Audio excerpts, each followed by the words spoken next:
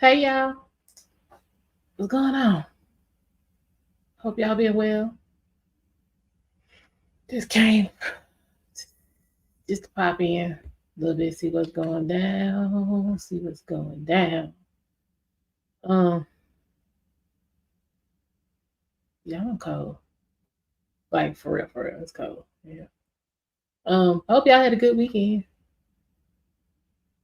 Mine was most eventful, both good and bad. What's going on? What's going on? All right, this is a little roll call. Let's see, we got Celine. Appreciate you stopping by. Mm. We got King by 111. Appreciate you stopping by. As always, we got Mark in the house. Successful MD. Welcome, welcome. We got Bill Welsh. He's become one of my regulars. Always good to see you here. And we have Smoking Talkers in the house representing B More. What's going on, y'all? Y'all keep me entertained. I ain't gonna lie. Y'all keep me entertained. Let's try them loyalty tests. Loyalty tests. They them people be getting caught up.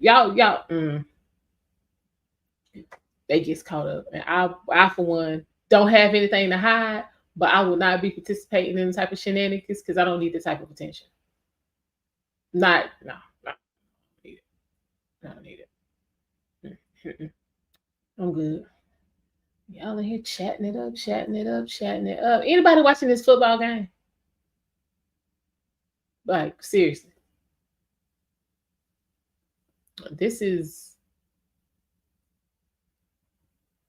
I don't even know what to call it because I mean neither one of these teams really gonna do anything. But we in overtime. Somebody at the 2 yard line. Child, they got a lot going on. I don't know why my nose is showing y'all. They got a lot going on. Yeah, it has gotten crazy. This game has gotten crazy because I didn't even start out watching it. I was watching I was watching Smoky Talk, and then I popped over to see what Jason Black was talking about, and apparently the people wasn't feeling it because he was only on for like maybe a half hour. We might talk about that real quick. And then I popped in on a couple other folks, and then right before I got on, I was over the Painful Excellence podcast, seeing what was going on over there. He's got a good topic talking about teamwork in a relationship. So yeah, it's some good conversation going on over there. Um, I'm trying to get into the relationship where it can be some teamwork. And y'all, I'm struggling. I am struggling. Yeah, it's yeah. FSU got riled, and I feel like Georgia got the shaft too. Like I'm tired of Alabama. If you're not good enough, you're just not good enough, and that's what it is. Tighten up, get right. I mean, because Alabama got a lot of breaks they shouldn't have had over the years. But oh, we got a newbie. Hey, the Legend 27. How are you? But yeah, FSU got yeah that whole yeah. yeah. So I won't be watching. Not at all. Will not be participating in that. But yeah, they was gonna figure out how to Alabama was gonna be there, win, lose, or draw. Like if they could have lost every game in the season, they would have come up with some kind of reason to give them at least a vote to go. We tired of all of that, but it is what it is. But yeah, um, hold on, what is happening with this game? Real quick, I had it on my phone. Um, I think Trevor Lawrence got hurt. Let's see. Um, but yeah, this is the welcome to the pop up Q&A show. So if y'all got anything y'all want to know about me, feel free to ask. I will answer most questions. Anybody want to come up and chit chat? I'll go ahead and drop the link. We can do that as well. But yeah, we just hit to chop it up a little bit.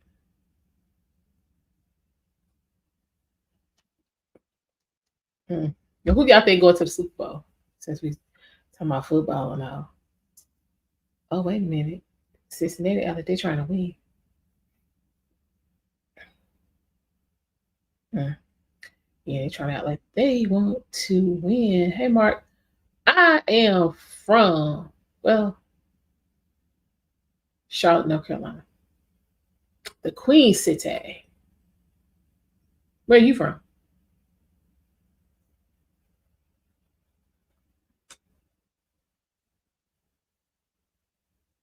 Child, what's funny, King Ball? Yeah, we in the, this is bougie country. This ain't country. It's like bougie country. We got just enough city and a few trees left. Okay, Shot Town. Yeah, I'm trying to come up your way. I'm trying to come up your way. Yeah, yeah. I'm Texas, Chicago. I'm gonna need to make an appearance. It's been quite a few years since I've been there. Quite a few. I need to go ahead and get my plans together to come through. Um, I need to get that crime under control though. Get that crime because I'm not I'm not trying to be about that crime. Super Bowl. Hmm. Yeah, I need it to be interesting. I need. I'm tired of paying for these so manufactured games. I don't want to. I don't want to bother with that. You trying to leave? Really? And go where? I mean, is there anywhere particular you looking at?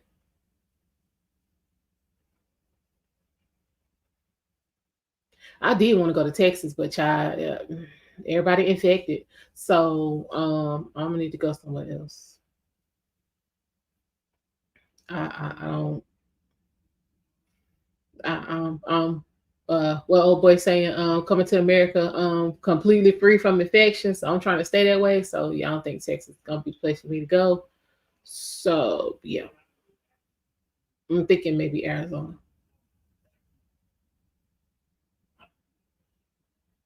Yeah, somewhere around in there. Um, yeah, stay away from Vegas or Tennessee. Tennessee is cool.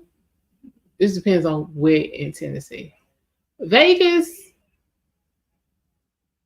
mm, no. I ain't never thought about like living in Vegas. Hmm. Guess next time I go, well, yeah, when I get there, because I'm going to see New Edition. They little, week and a half residency. They don't. I'm gonna be there. I'm going to claim that. So I'm like, just ride around and see what the regular Vegas look like, because I've been on the strip. But yeah, I ain't never thought about that. That might be something to do though. Yeah, I should look and see what the job market is out there, because I need to, yeah, make my career transition. To make my career transition. Um, but yeah, Tennessee. Like I need Nashville. I'm trying to get to Nashville because I'm trying to go on my fat girl foodie mission.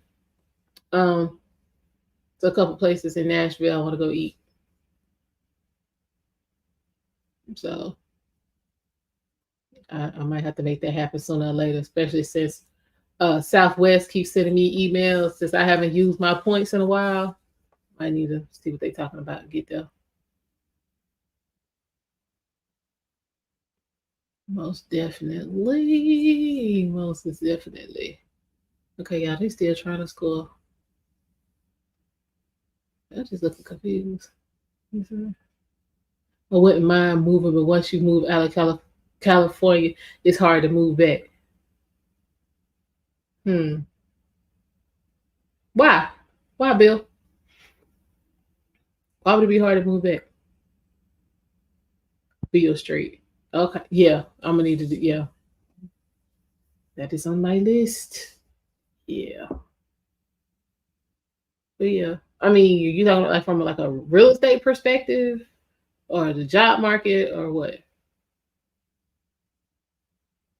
Too expensive. Yeah, I can see that. Things a little high in California. Mm, that's a good point. Yeah, unless somebody leave you some property or something. Yeah, I can see I can see how that would be. Like I haven't been to California in a while. I have a great uncle in California, but I haven't been there myself. I think I was in my late 20s. So yeah, it's been a minute. Wait, that is not true. That's not true at all. Um, when did this 49ers stadium open? That Super Bowl. I was there for that. That's San Francisco. Yeah, I was there for that whenever that was.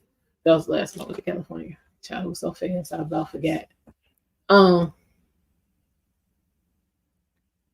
650,000 people mass exodus from California. Okay. Interesting. Hmm. Yeah, I guess depending on what part of California you in, I could see leaving, as well as staying long term. I guess it would just depend on where you are. Um, and what do people like? What do people do out there for money? Like, what is like the top job markets out there, other than the entertainment industry? Because not everybody getting paid in the entertainment industry.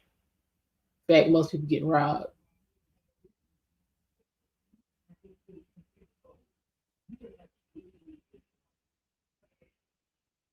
Mm. But anybody catch my video yesterday?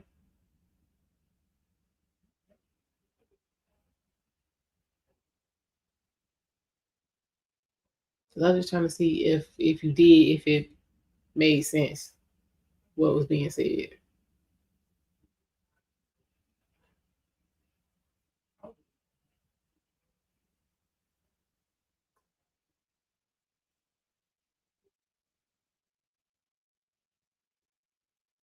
Say the politics and the taxes. So do y'all have like? Because I know like here in North Carolina, like the county I'm in is basically the city of Charlotte is one whole county by itself, and it's the most expensive county, and you get taxed for everything under the sun. So you pay state tax and county tax, and depending on which part of the city you in, you paying city tax. Like, is that happening in California? That's child, they will nickel and dime you to death around here in North Carolina. It costs to change your mind. Seriously.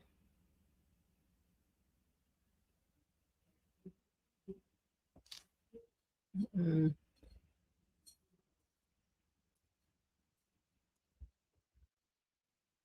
Hold on, yeah, got some family stuff going on.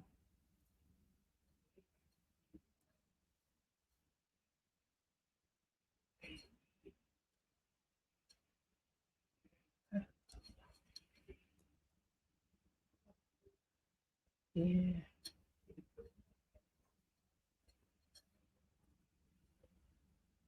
Mm-mm. But yeah, y'all in the politics over there. Yeah, y'all just running, doing whatever in California. I can't get with that. It's just stuff they trying to let pass over there. I'm like, hell no. Like, oh, y'all going to hell. Seriously. Mm-mm. I can't do it.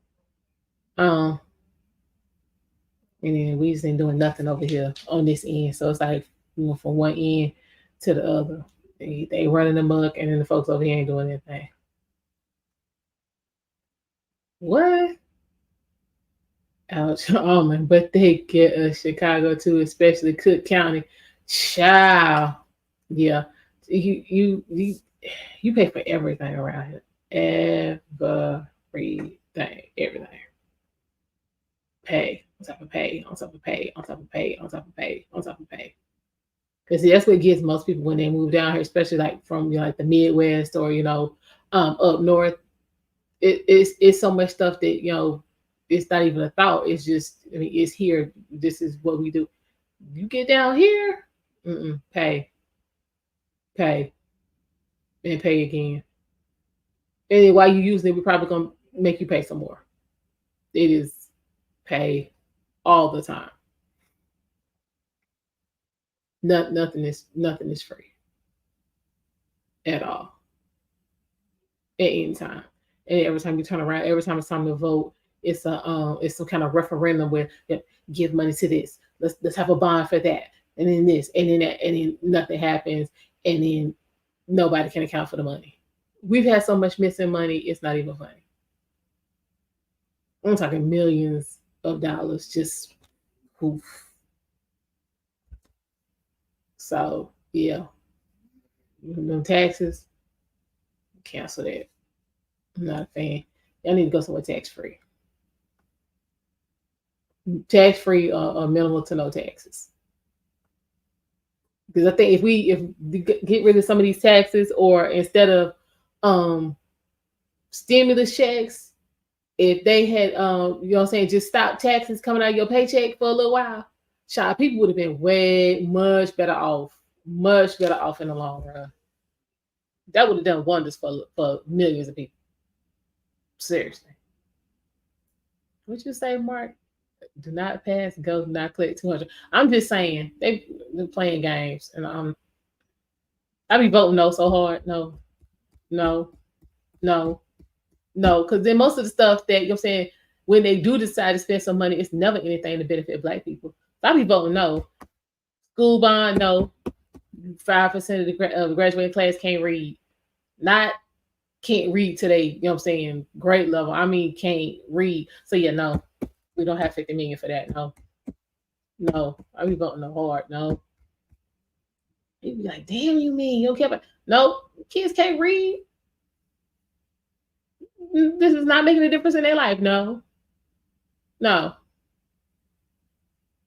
Just got through voting no for mess. Yeah, nope. I be pressing it hard. I be holding it down. Make sure you record this. No, it's just a no. It's a hard no. But what else y'all want to know?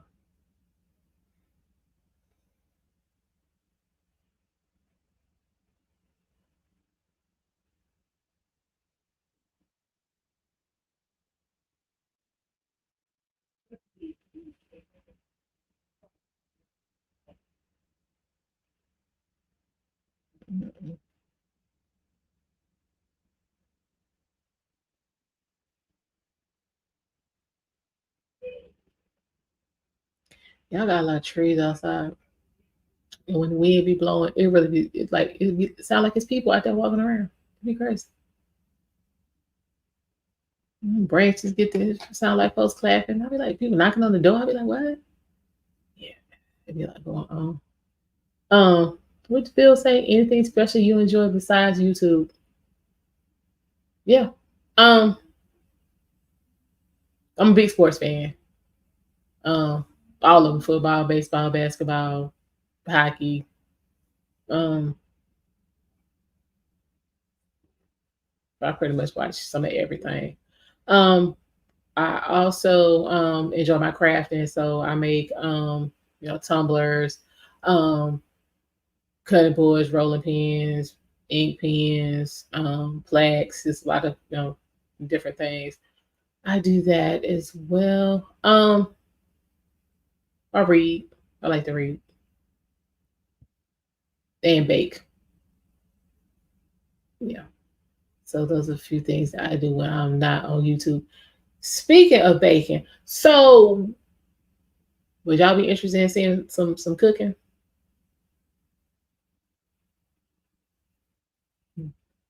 Y'all let me know. What did Mark say? Situation in Chicago with the Mark.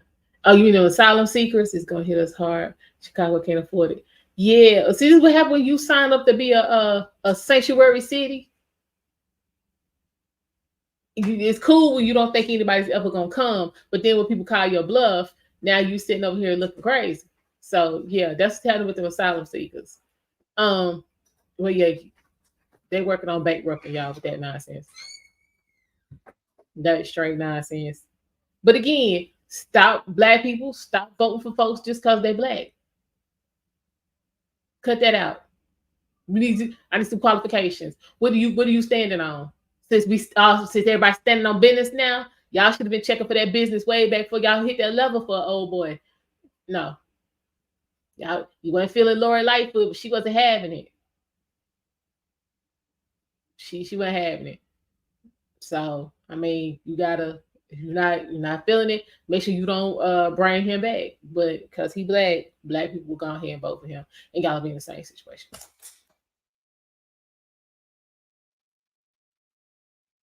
The same situations. Just saying. Okay, so y'all want to see a little cooking? That's cool. Hold on. Now you see where I need to leave. Oh yeah, I see why you need to leave. Yeah, I get it. But yeah, but black people, we gotta stop that. Quit, quit with the, you know what I'm saying, going along with the nonsense cause somebody black. It's foolishness. It's total and complete foolishness.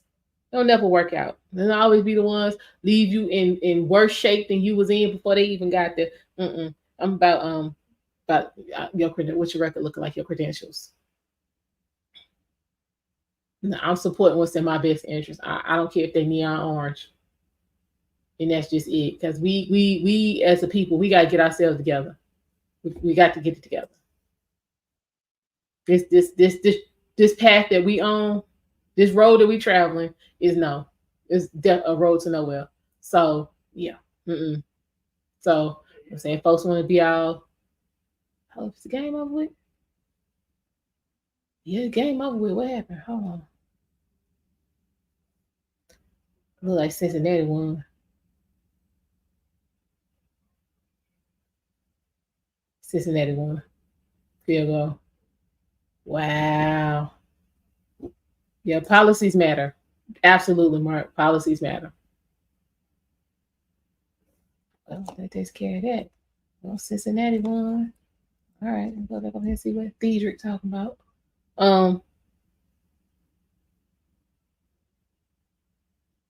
Yeah, you gotta, black people, you gotta do a little bit of research. Just a little bit.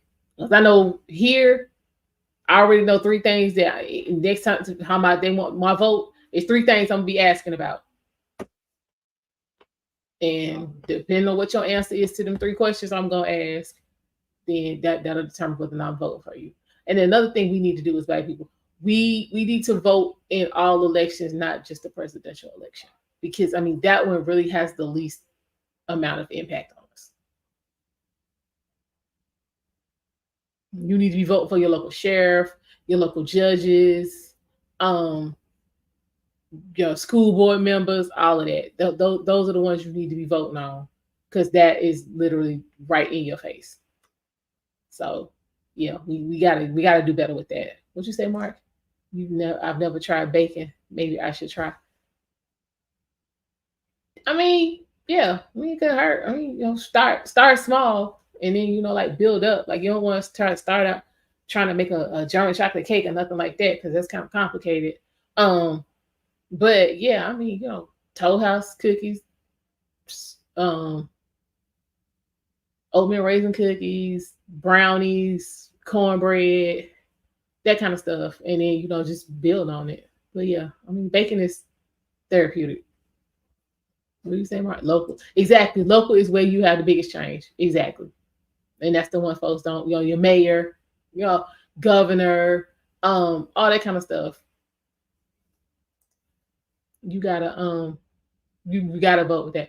Yeah, that's my favorite too. And Christmas is when I make that. So yeah, so it's usually 3 2-inch high, 10-inch wide layers. So yeah, I think it's humongous. But it's always the first one to go. So I'll do like German chocolate, red velvet, and then like all our regular Christmas cookies like the Toll House, snowballs, um, the haystacks, which is like the uh,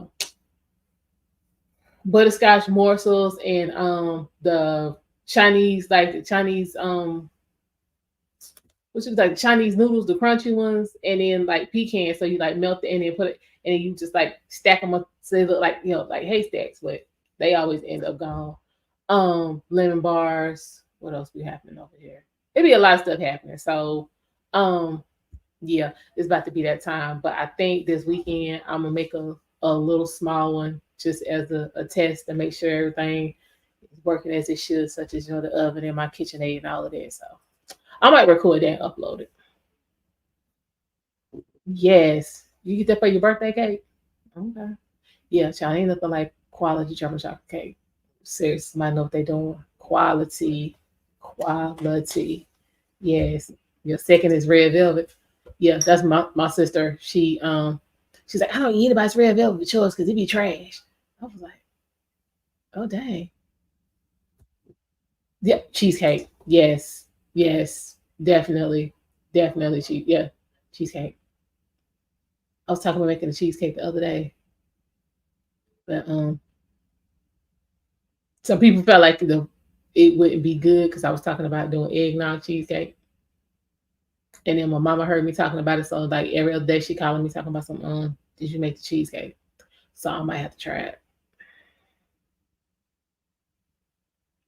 Oh, another good thing to do is if it's a recipe, I'm saying, that you want to try and it's something you haven't like done before as far as the techniques, cut the recipe in half and try it that way. That way you're not, I'm saying, using as many ingredients. And then, depending on what it is, you have a better handle on getting it right because it's less of whatever you working with. I know, right, Bill? That sounds good. Folks trying to tell me something. I don't know about. Yeah, no, that sounds good, don't it? Eggnog. Yeah, I might have to do eggnog cheese. I might have to try that because I'm like that. That sounds good. So I'll let y'all know. That sounds good. Yeah, I'm quit listening to people and do what I know I need to be doing because that sounds good for real.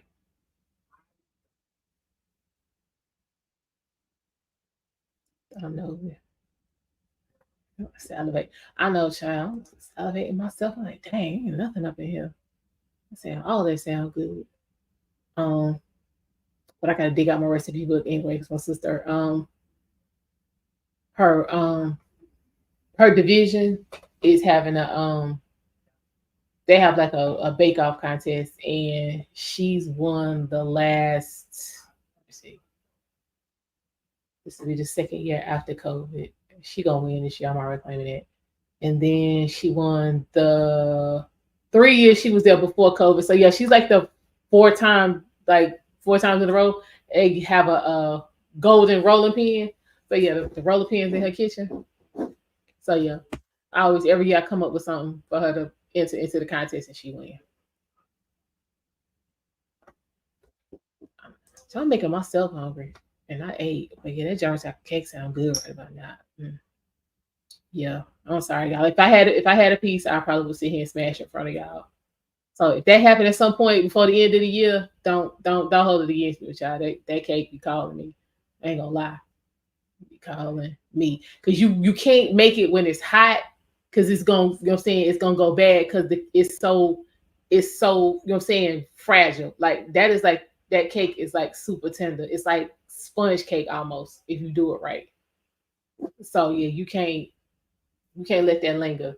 So yeah, that's usually a fall and winter type deal. So it's about that time. Yeah, I mean, I was contemplating some sweet potato pie since I had some sweet potatoes left from Thanksgiving. I was thinking about that too. I just be coming up with stuff. I ain't made nothing, y'all. Like for real. What's the last thing I actually did make? I made a Oh, this is apple spice cake. I found this recipe on YouTube. It was good, but I know what kind of changes I would make to it to make it more what I was expecting it to be. Like it needed to be, um, it needed more apple. Like I mean, like the I'm saying the cinnamon, the nutmeg, the ginger, all of that was on point. But for me, I needed more apple. So I know that's one thing I would do. And then I think I would, because he actually used coconut oil. I think I would go with just vegetable and give it just little more fat, if you know what I mean. But I think yeah, that was the last thing I made for me. Um, what do you say? It never niggas when my mama made it. Um, Man, I know what you mean because that's how my mama's sweet potato pies were. But like the last couple years, it's just been me in the house, so I can't eat a whole 3-layer 10-inch cake. That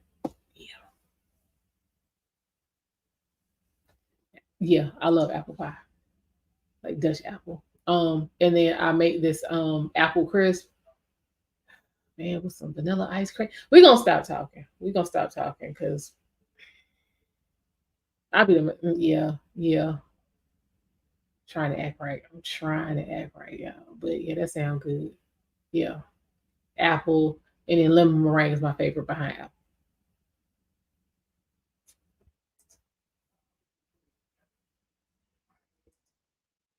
Yes, I'm telling you, man, I found this recipe on the Food Network. I've been making that thing for years. It is it's nice. It's nice. So I might do a video of that because I that might happen this weekend. Now I'm sitting here thinking about it. That might happen this weekend, especially since my sister's in town. Yeah, might do that and record because yeah, we need more black women cooking, like cooking, not opening up stofers. I told you about that in the other video, and craft macaroni and cheese. I'm talking about cooking, like peel these apples, quarter apple, uh, great these lemons, and we gonna get to work. Yeah, we gonna need to do that. We can get that done. That's not a problem. Yeah, I will. I'll record it. Surely will. Yeah, because that's what need to be happening. Black women cooking. We need to make that normal. That is not oppression. That's not slavery. That's not abuse. That's called adulting. And my thing is, once you know how to cook, it doesn't take all day. It don't take all day to cook. Seriously, it does not take all day to cook. You know what you're doing.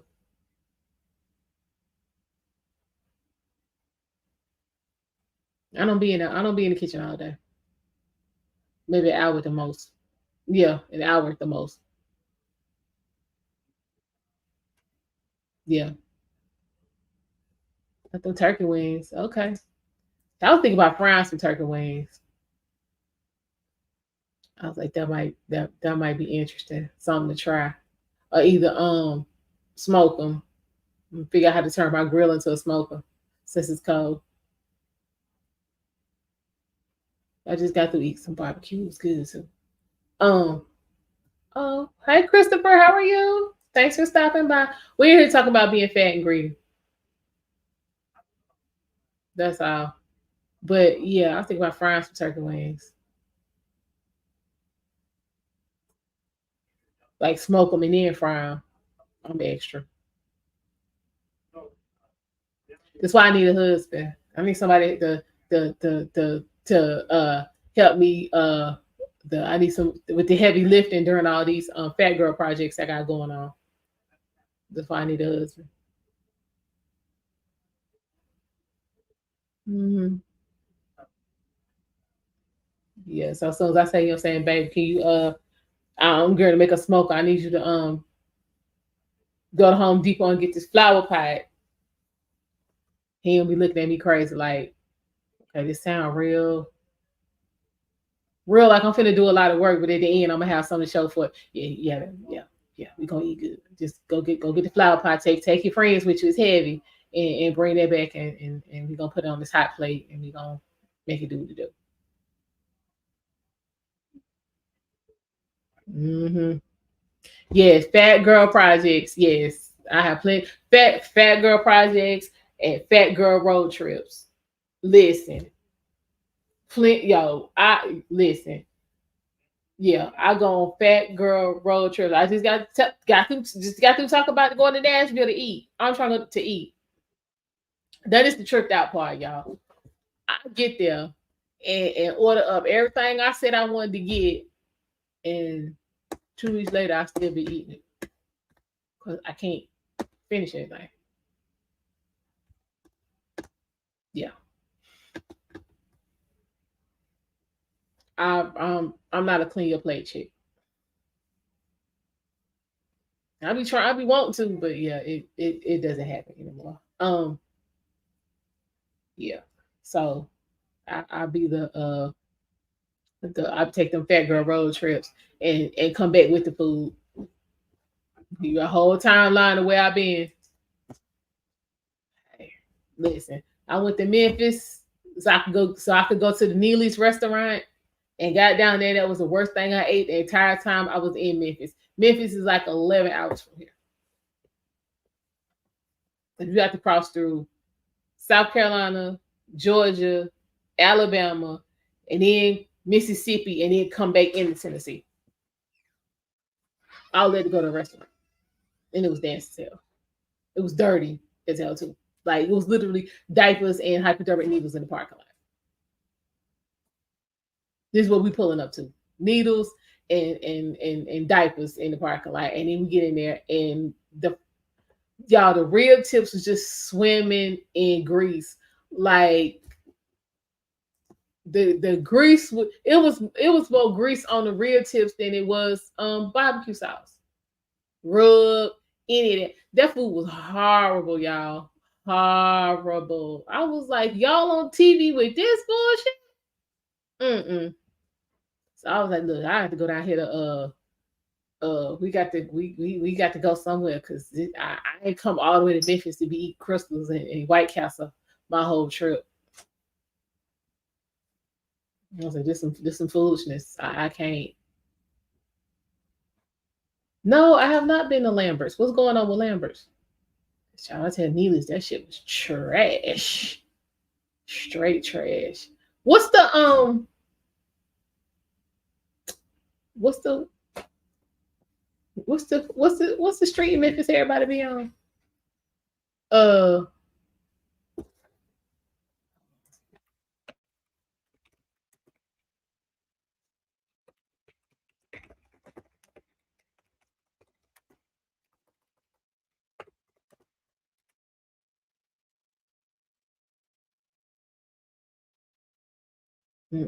Cause then I messed around and went back down there for the for the barbecue festival. They had like a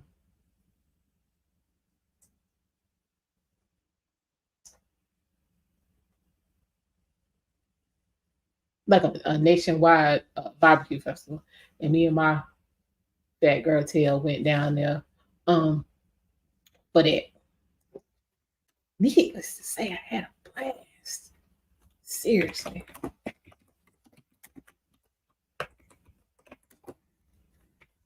Had a blast. Yeah, Beale Street. Yeah, Beale Street. Yeah. Child, it's this spot Pig on Beale. Y'all. Hey Eric, how you doing? Thanks for stopping by. We're here talking about my fat girl trips, my fat girl missions that I be going on. Yeah. Pig on Beale. Child, let me quit playing. I might have to slide on down there. That's my spot.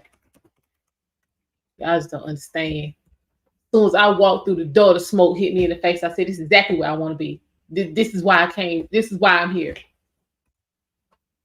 Smoke, swoosh. I said, yeah. I have my good girlfriends with me. I said, man, y'all, come on. This is where we want to be, right here, right up in child. And we was in there grabbing. Grubbing. Yes, honey, grubbing. It's in Missouri. It's in Missouri. Hold on. What city in Missouri? Hold on.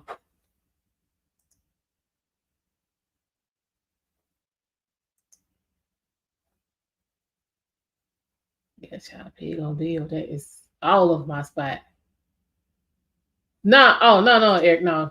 We were doing hot girl summer. We was doing fat girl summer because we went down there to eat. To eat.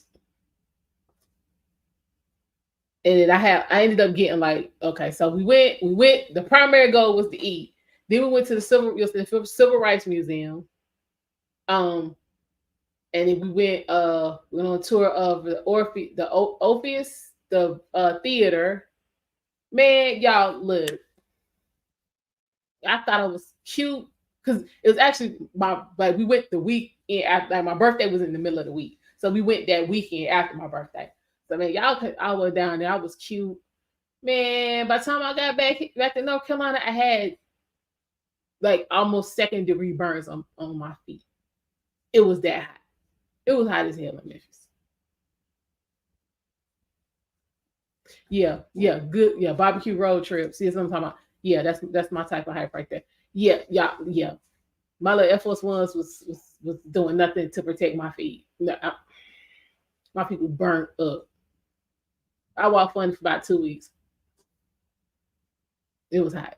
Like we got to Memphis, it was like maybe 10 o'clock at night. And it was still like 92 degrees.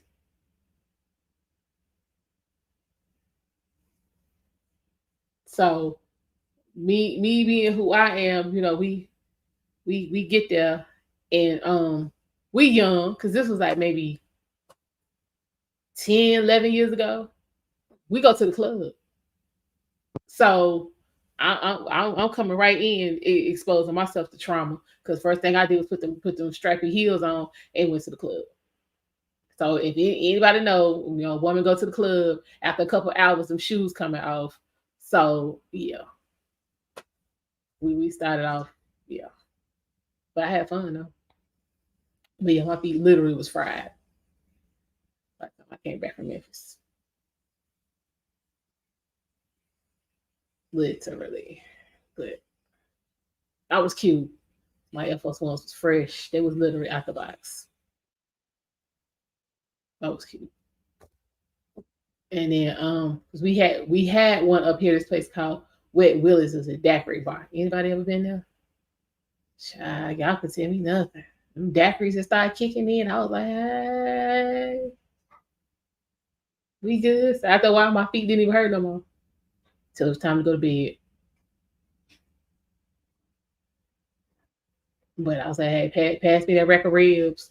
Like literally, like a whole rack of ribs at that time was like $12, something like that. Try that now.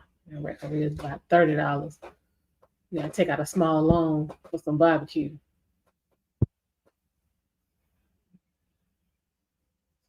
Child, got times to change. That dollar is not going as far as it used to. It's just not. But child, yeah. Oh, I did. I went to A Schwab. Yep, we went to A Schwab. It's like an old like general store on Beale Street. Yeah, I remember A Schwab. Pulled pork and you know what? I actually like slice my pork. I'm pulled pork out. We get them links. So like at Beale, they had it was like this. It was like a sampler. It was like some of everything they had. So it was like 3 or 4 kinds. It was 2 or 3 kinds of chicken on there. It was 3 or 4 kinds of pork, brisket. Like, listen, them real tips and them sausage links, yeah. And I don't even really like, sausage like that. Like, I gotta be in the mood for it. But them links was hidden. Them links was hidden. Cornbread, macaroni and cheese, baked beans, potato salad. We was in there getting it. See if I can find some pictures. I might put them on my community. Like we was in there getting it. Literally getting it. But we had this place Well, it's the next town over for Charlotte, called the Smoke Pit. That's as close as you're gonna get to Pig. You don't want to make that 11-hour ride. Just go to the Smoke Pit and get you something to eat. Yeah, Smoke Pit is Smoke Pit hitting. Smoke Pit is straight hit. What's going on, VB in Israel? What's happening? Yeah, I might have to get that this weekend. Think about that. Yeah, it's been a minute. So I've been to the Smoke Pit. They have the most amazing watermelon tea. For those of y'all who like watermelon, it is literally like eating a piece of watermelon. Like, sometimes when you'll get some watermelon flavor, it be that funny. No, that's not. It is literally like eating a piece of watermelon. I mean, I don't need nothing to eat. I just need some tea.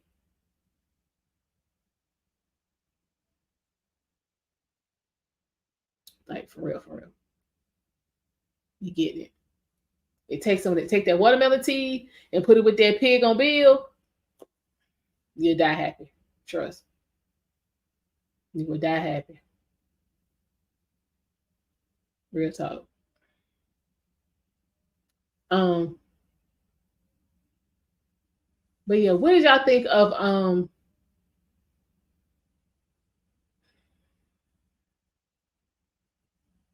trying to think. The live last week about women needing to do better, and the advice that our mamas and aunties and grandmamas gave us was bullshit. What did y'all think about that? Y'all think I did a good enough job explaining that, or is that something I need to go back and revisit?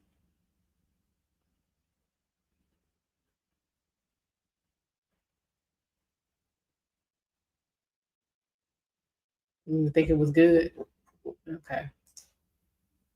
Yes, I might need to expand on that a little bit, because yeah, we have a lot as Black females. We got a lot we gotta clean up. We can't just, put it all on the Black men. We got a lot to do, and myself included, because I got myself into some mess this weekend. I'm just trying to figure out how I'm gonna clean up. Well, thank you, Mark. I appreciate that. Yeah. So, oh, you're like it was.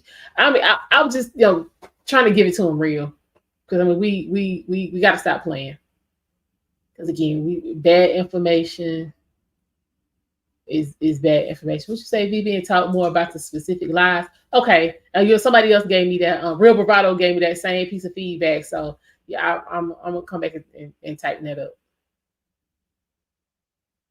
Yeah, but yeah, being decent is not.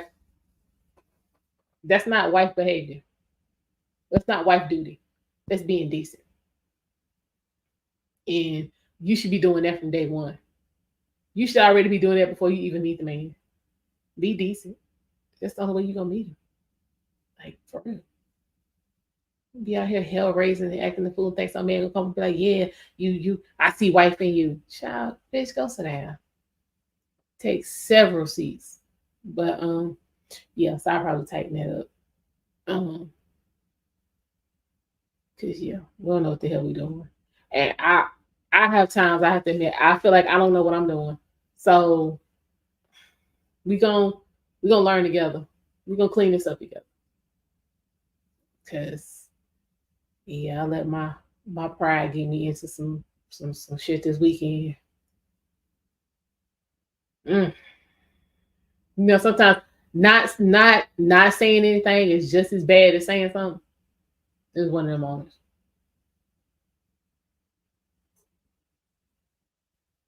Yep. Being a wife starts long before you get the ring. These are facts. These are absolute facts.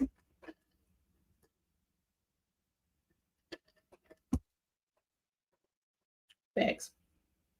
And more people need to learn that. That needs to be taught. That's not being taught. Not at all. Not at all. And then we just keep keep spreading and keep spreading and keep spreading and keep spreading and keep spreading it, and then nobody's getting the desired result, but nobody wants to admit they don't know what they're doing.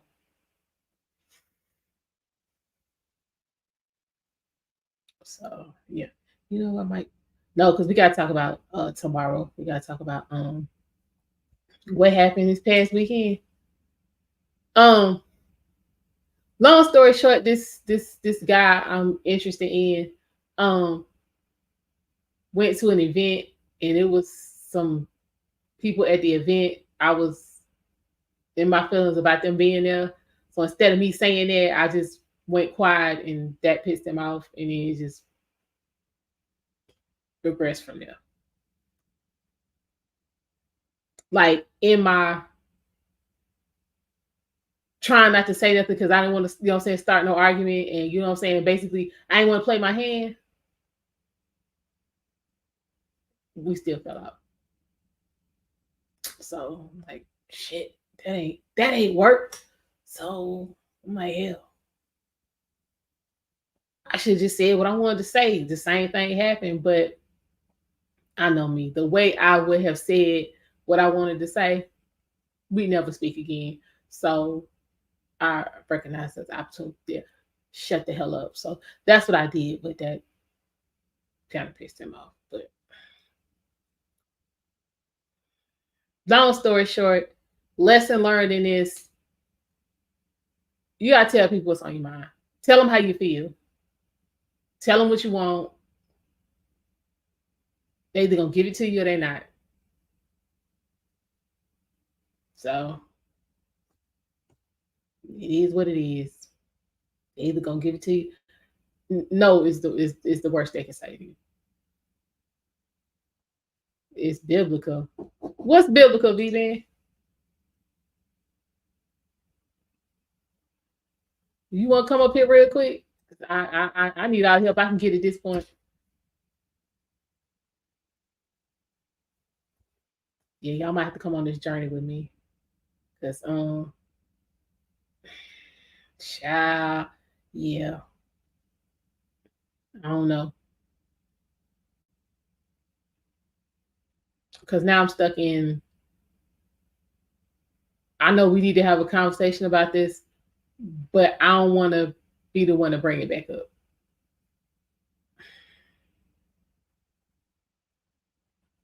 So, yeah, we got a mess going on. Hold on. What you say, Mark? We adults. We adults now. That being quiet stuff don't cut it. You right. You absolutely right. You right. I was in my feelings. You right. That's what I'm saying. I mean, like everybody, you know what I'm saying, make mistakes. This is hard. But yeah. I yeah, you could just, you know what I'm saying, like create a whole, well, women tend to do this. Create a whole scenario, and then what ends up happening is nothing like the whole scenario, but you mad because you done created the whole scenario. You say a man would respect you a lot more. A man will respect you a lot more when you direct with us. Okay, so this is my thing, Eric. So I feel like, and I was talking to my sister about this. She was like, I need you to quit playing. Um, if I'm the one to bring up, hold on, let me grab V Ben real quick. What's happening, V Ben? It's your boy. What's going on? So let me ask y'all this. If y'all supposed to, I'm of the opinion, if you know what I'm saying, two people, you know what I'm saying, been getting to know each other, and conversing, and this, that, and the fourth, as a man, you supposed to be the man. So wouldn't it be on you to be like, look, I'm feeling you. I want to see where this can go, so forth and so on. Because for me, I feel like if I gotta, you know what I'm saying, put that on the table, I'm kind of being masculine. Not really. Um, What was I say? I don't see it that way. Okay. I mean, that really could be Okay. considered a choosing signal. Okay. So if you're in a situation where you feeling a guy, you put it out there, hey, you know what, I'm feeling you. I want to see where this could go. That's not necessarily a masculine thing you're doing. That's just you putting out a choosing signal.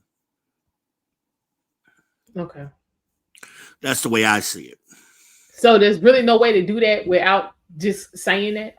I mean, it just depends on the individuals involved. Everybody got their own style, so to speak. Mm-hmm. You know, yeah. I mean, it depends. It depends on your style of being. So I mean, I'm speaking real general right now. So Mm-hmm. it's hard for me to speak in a way that being What you say is specific how to you a go about it. particular Okay. Well, situation. okay. Even with me, I've done it both ways. I mean, I've had chicks say it to me, like, "Oh, that's some real shit," you know. Mm-hmm. That's real talk. Like coming from that person, I was like, wow, like I really appreciated who that person was and the like they must really like me for that person to say that to me openly. And it Okay. made me appreciate that person even more. Mm-hmm. So I mean, it really just depends, on a case by case in that situation. But I don't see nothing wrong with it. I don't necessarily think it's inherently masculine. You know what I mean? Okay. Oh, I'm being rude, man. How everybody doing in the chat? Salute to the chat. I've been kind of here, So, y'all. I just ain't said nothing but like, subscribe, and mm, share. But I've been here for a while, so I've been listening.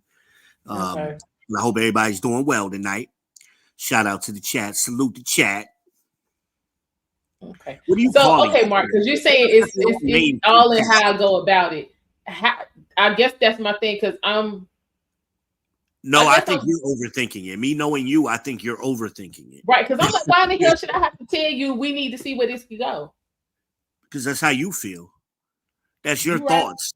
So why not? Okay, see now you sound like okay. Why not? Why not say it? What's the problem with it? Rejection. That's the thing. So because a person knows that may be an issue for you, and for you to actually say it, that may make them go, "Oh wow, oh this person really like me." Because I know her, and I know it's hard for her to say that kind of stuff, and she said it. Like that's what's up. Okay. That makes sense. Mm-hmm. And I don't know what you're talking about. I'm just responding to your question. I don't know no background information with this particular topic. Um, but no, I just know you. So you know, so I mean, sometimes you just gotta somebody got to be vulnerable. I mean, that's just the way relationships are. Somebody got to say something first sometime. I mean, it is what it is. And it don't necessarily have to be the man. It don't necessarily have to be the woman. It just is what it is. And that's going to be throughout your relationship. We kind of think like a relationship is something you earn. No, a relationship is something you live up to. It's a daily thing. You don't earn it one time and then boom, I made it. I'm here. It's like a trophy. It's something that's daily work Mm-hmm. every day for a lifetime. My Aunt Jean passed away, that last summer. Mm-hmm. I went out there and, I knew my Aunt Jean very well. Her and her husband got together, my Uncle John, they got together in 1972. Mm. And I remember last year when I went out there, they were still living up to that shit. They still had daily struggles.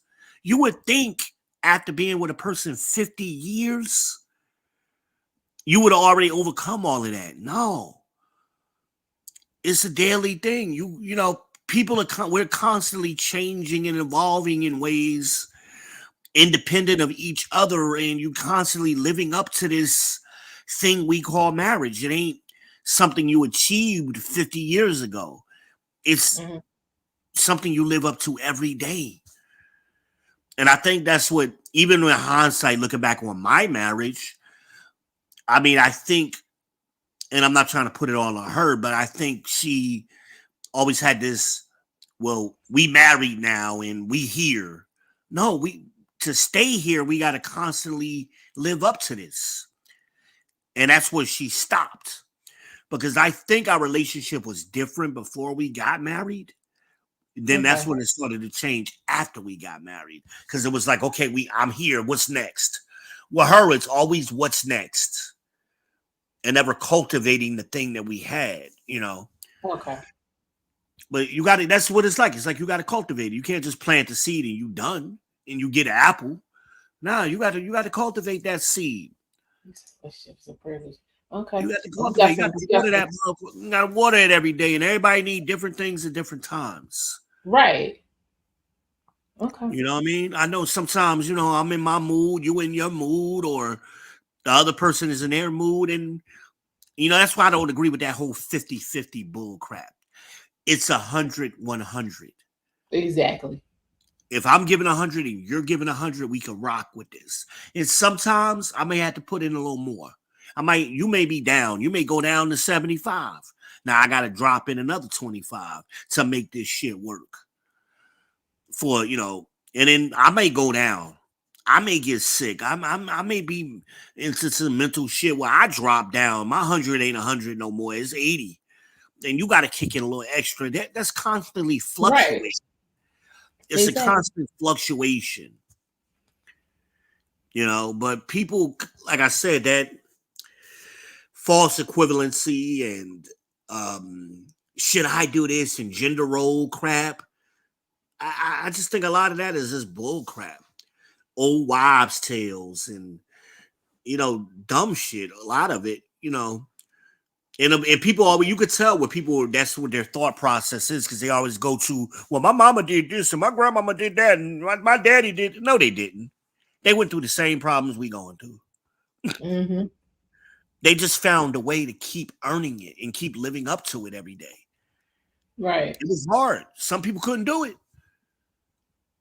Some people they can't stand themselves. They don't like who they are when they by themselves. Think about that. Right. They can't stand being by themselves. They really genuinely don't like themselves. So, you know, and we all got things we don't like about our own selves. Most of us are self-aware enough to be like, yeah, I know how I am. You know. It is what it is. I mean, it's kind of funny. I mean, because I know I'm temperamental. And some people, when they see me snap, it's shocking to them the first time. I remember a couple of weeks ago, I was in Walmart, and the dude, I thought it was a dude standing at the register. They kind of had we was in line, but they had their register, their cart turned the other way. So I didn't know if they was in line or not in line. So I said, sir, I'm sorry. Are you in line?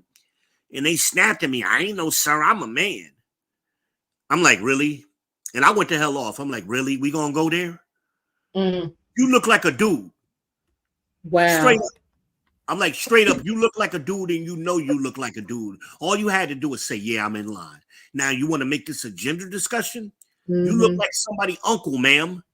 Damn. And the person that was with me was like, oh, you was a little harsh. I'm like, man, I don't care. This person was 6'2" with a low haircut. Physically, you couldn't tell, like you couldn't see if they had breasts or they were shaped like a man. This woman had feet bigger than mine, and I wear a size 12. Okay, that's a problem. That's a problem. Okay, it looked like a dude. Mm. You didn't just get to Walmart and you knew you looked like that when you left your house. So did you really need to go out of your way to tell me, oh, I'm a woman? And then they had a mask on their face, so I couldn't see their face. All I could see is their physicality, which was like a man. You out here just extra. Okay. And then the person that was with me was like, well, you was a little harsh. And I'm like, did you think that was a woman? Like, just be honest. Be honest about it. But my reaction, they didn't have a problem with the woman. And she wasn't gay. She was just an old woman. Well, she could have had cancer. They make it all kind of. She was out there studying. She was studying. I'm supposed to, this damn 60, 70-year-old stud, I'm supposed to be able to determine that through a mask? I'm like, come on, stop. Stop with the foolishness. I said, you too busy trying to check me, and you just so mean. And I'm like, no, I'm not. I asked politely, hey, excuse me, are you in line? Sir? What was I supposed to say? Right. Now this turns into an apologetic situation. Now I gotta offer an apology because you look like a man. Get the hell out of here. Miss me with that one. Miss me with that right there. That's why I went the hell off, man. I went the hell off. I'm like, no, stop. Don't make me wrong in this situation. I'm being polite. And you know how Walmart is on North Trine. That month, you always in line. Yeah, Always. I don't care where you're going. But yeah, I mean, I know I went off on a tangent, but you get to know people. And I told this person, like, you ain't gonna last with me. If this little shit triggered you, if this right here is what triggered you, ain't that the truth? You ain't gonna make it. I said, this ain't even me and my. I wasn't even raising my voice. Like, I wasn't even angry. I thought it was funny. Like, I was like, are you serious right now? You want to get in your femininity now, looking like you look. It was funny to me. I'm like, are you serious? Yeah, Devo said, no. Like, no. You said what? Damn, she out there looking like Debo, talking about I'm a woman. And then she was slim. I mean, she was like a slim woman. It looked like just a tall dude. Like and the way they were dressed, like it wasn't nothing feminine. Nothing feminine about this person at all. Down to the haircut, there wasn't no earrings, nothing. No, I ain't see no titty, nothing. Probably had them ace bandages on. You know that's what they do. I know I'm blind, but and then they were old. They had to be a good 60-something years old. Oh, well, she had plenty of practice on taping stuff down. Well, whatever she did, you knew you did it before you got to Walmart, and then you got your shopping cart turned horizontally instead of vertically with like everybody else. I'm like, lady, you out of pocket everywhere you go. Like, don't put this on me. When all you had to do was say, yeah, I'm in line. That's all she had to say. Oh, okay, thank you. That would have been the conversation. Simple. Nothing simple. Nothing. Right. No. I got to get attention to myself. I gotta be a victim. Shout out to Coach Greg Adams. Ain't no victims. It's only ain't what he say. Ain't no victims. It's all volunteers. You volunteered to look like that shit. Forever. You volunteered to look like a dude. Ain't nobody asked you to do that. That was a choice. She made a lot of choices that day.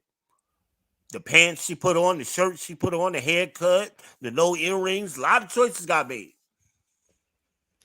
And then you're going to turn your shopping cart the way you turned it. You asking for it. Well, I'm the people's champ. I'm going to give it to you.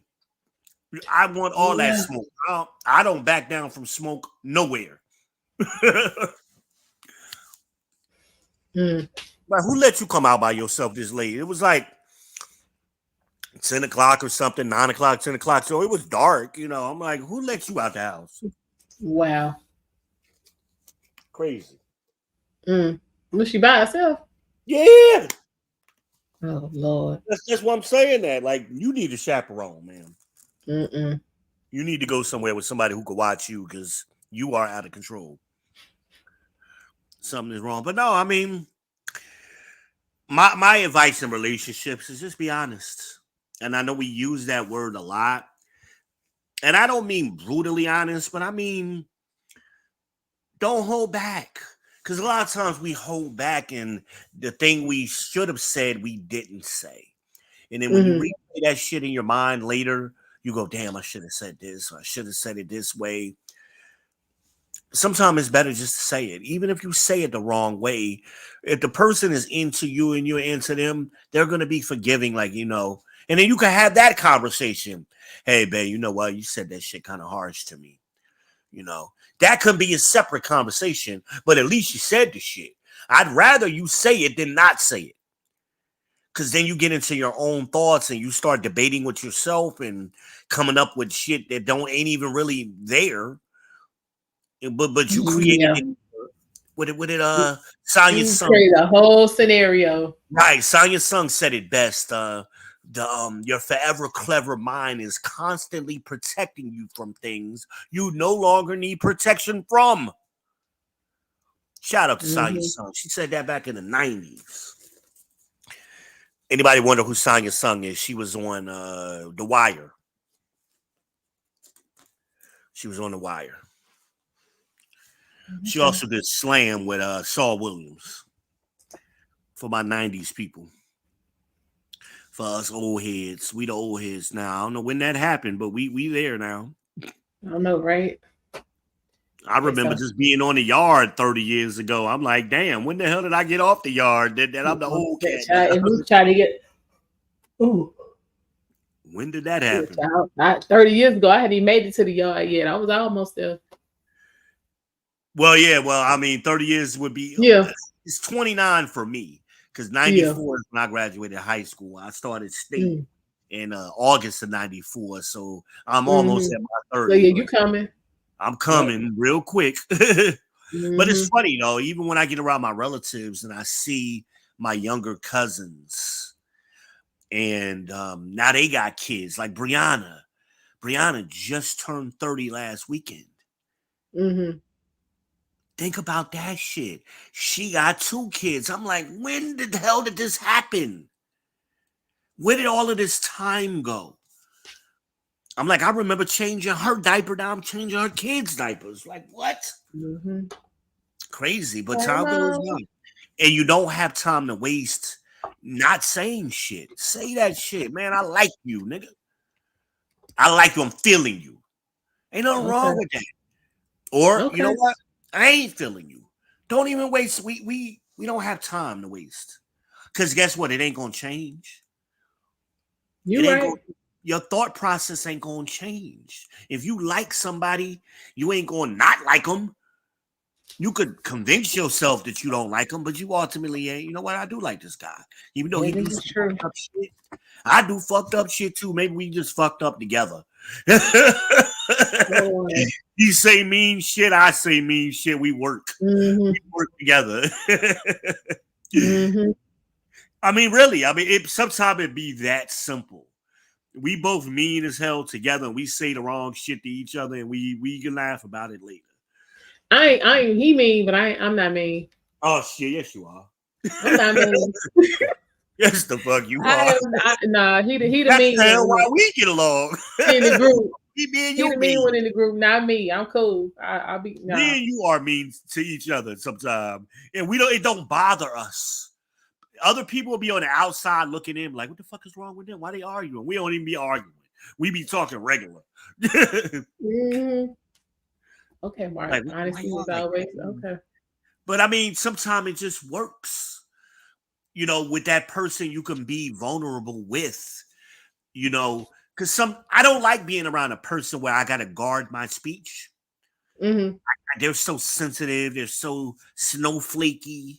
I don't like being around that person where I gotta be like, damn, if I say it this way, or if I gotta be so conscious of everything because they're a special little snowflake, and I don't want to be the make them hurt my feelings, and I don't like. Imagine kind of said it when I was up there babysitting for her a couple of weeks ago, and her friend, her girlfriend, is sensitive, which is funny to me because she's the stud. Oh Lord! And imagine is like us. She's very blunt. So imagine like, oh, you ain't gonna last around my father. My father's gonna hurt your feelings. That's what imagine saying to her, like, you don't know my dad. I know you like my dad better than my mom, but my dad is gonna be the one that's gonna hurt your feelings because he don't have no filter. And sure enough, about 2 days later, that's what happened. But because she's such a little snowflake, and it's like you supposed to be the dude in a relationship. Yo, what up? Man up. Right. Like I never thought I would say that to a woman. Like, yo, grow the fuck up and man up. Like, you too soft. And I don't like soft dudes. Yeah, I don't either. Like everything I say to you, you know, even at the damn KFC, the little dudes on the register, I'm like, yo, you don't know what dark meat is, yo? How do you work in a chicken place? Chicken spot, you don't know about dark meat. That now, come on, bro. Come on. And then he's offended because I'm saying this to him. I'm like, yo, this to me, this is a normal conversation. But to him, he was like, I trust this world. Yeah. You're selling chicken, sir. But I don't want to be around people where their speech is funky or our communication doesn't line up. Communication is two-part. You got to say it, and the person has to receive it. See, people always think that communication is one way. I said it, therefore you should automatically get it. No, there's things that happen in between. You got to make sure the person is receiving exactly what you're trying to communicate.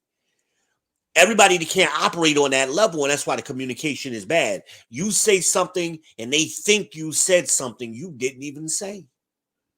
Or they interpreted it a whole different way. I can't stand people like that, where, you know, everything is like they're trying to hidden meanings, and I don't like that passive aggressive crap. Like, say what you mean. And I guess that's the Jersey in me. You know, I know when I first moved down south, it was hard for me because down here you got the nice nasty. For those people who are listening, you don't know what nice nasty is. That's bless your heart. What they really are saying is fuck you. I would rather you say fuck me if that's what you mean, as opposed to you saying bless your heart, and that ain't what you mean. So that's why they think down south, they think northerners, oh, y'all mean, y'all aggressive, y'all nasty. No, we're just matter of fact. To me, the southerners are the nasty ones because y'all are never being honest about what you're saying. That's the problem I have. And I mean true southerners, not so much Charlotte, but when you get down in the country, them country towns, oh, it's real bad out there. I don't like that, no. You got to tell me what you mean. I can dig it. I don't like that. Derek. Hey, Derek, what's going on? Thanks for stopping by. Support. Say what? DG pulled up. Yeah, he here. Shout out to the chat. I saw Bill Washington. Salute. I saw you got DG just came in. And I didn't look too much through the chat. I was just kind of hanging out. I wasn't really paying attention like I normally. I'm be honest. I'm in a fat boy moment right now. I done got me these cheese and crackers, and I've been craving these shits for like a month. And that's what my mind was on these cheese and crackers. What did he say? He said, KS said it best. Women expect men to talk to them like they're a woman. Oh, yeah, good point. Who said that, Derek? That's Mark. That's Mark? Okay. Good point. Very good point. I get what he's saying. And I mean, go ahead. For me, it would... I can see that, depending on what the conversation is. But if we talk about trying to get together, I'm not looking for you to sound like one of my girlfriends. Well, generally speaking, women want to control men's speech. They want us to talk a certain way, talk in a certain tone. That's where that tone police shit comes from. But they can never tell you, and that's what KS used to always speak to, who speaks in the correct tone. Give me the example of the person that you like, and nobody could do it. Right. Who's this person we should be patterning ourselves after?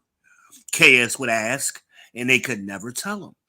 I think one time the girl said Umar. Yeah. And then he ate that up. I mean, he destroyed that girl. Oh, you want me to talk like Umar? This guy that's Mm-hmm. out here scamming people and lying to people. That's what you want. Mm-hmm. Yeah, that's exactly what they want. What's funny to me is when I go back, especially listen to Kevin. Shout out to Kevin Samuels, the Godfather. Rest in peace, my brother. Anyway, he had the best tone. Kevin had a phenomenal tone. Mm-hmm. What it wasn't his tone that was the problem. They just didn't like the truth. The Exactly. tone and how he said things, that man was masterful. And I would watch him a lot of times, and I'm like, I would never. He got the patience of Job. There's no friggin' way I would have went this long with this chick. But he was masterful. And I can't think of anybody that I've seen do it better. And I've seen a lot of people over in my lifetime. I can't think of one person who did it better than Kevin. I've seen other women talk to women and didn't have that patience. And I'm thinking about the Kendra G's. I'm thinking about the Ayanna Van Zants and all of them kind of people, women, who wouldn't have had the same patience that Kevin had. Mm-hmm. So it wasn't tone that was the issue. They just want to control men's speech most of the time. So if they don't like what you're saying, and that's the shame, insult, guilt, need to be right. So they want to use those tactics to change what you're saying. So I don't like what you're saying. You told me some real shit about myself. So I'm going to shame you. I'm going to insult you. I'm going to guilt you to make you say it differently. And this is where I have problems sometimes, or when I do have problems with women, or even men, sometimes even with these young millennials.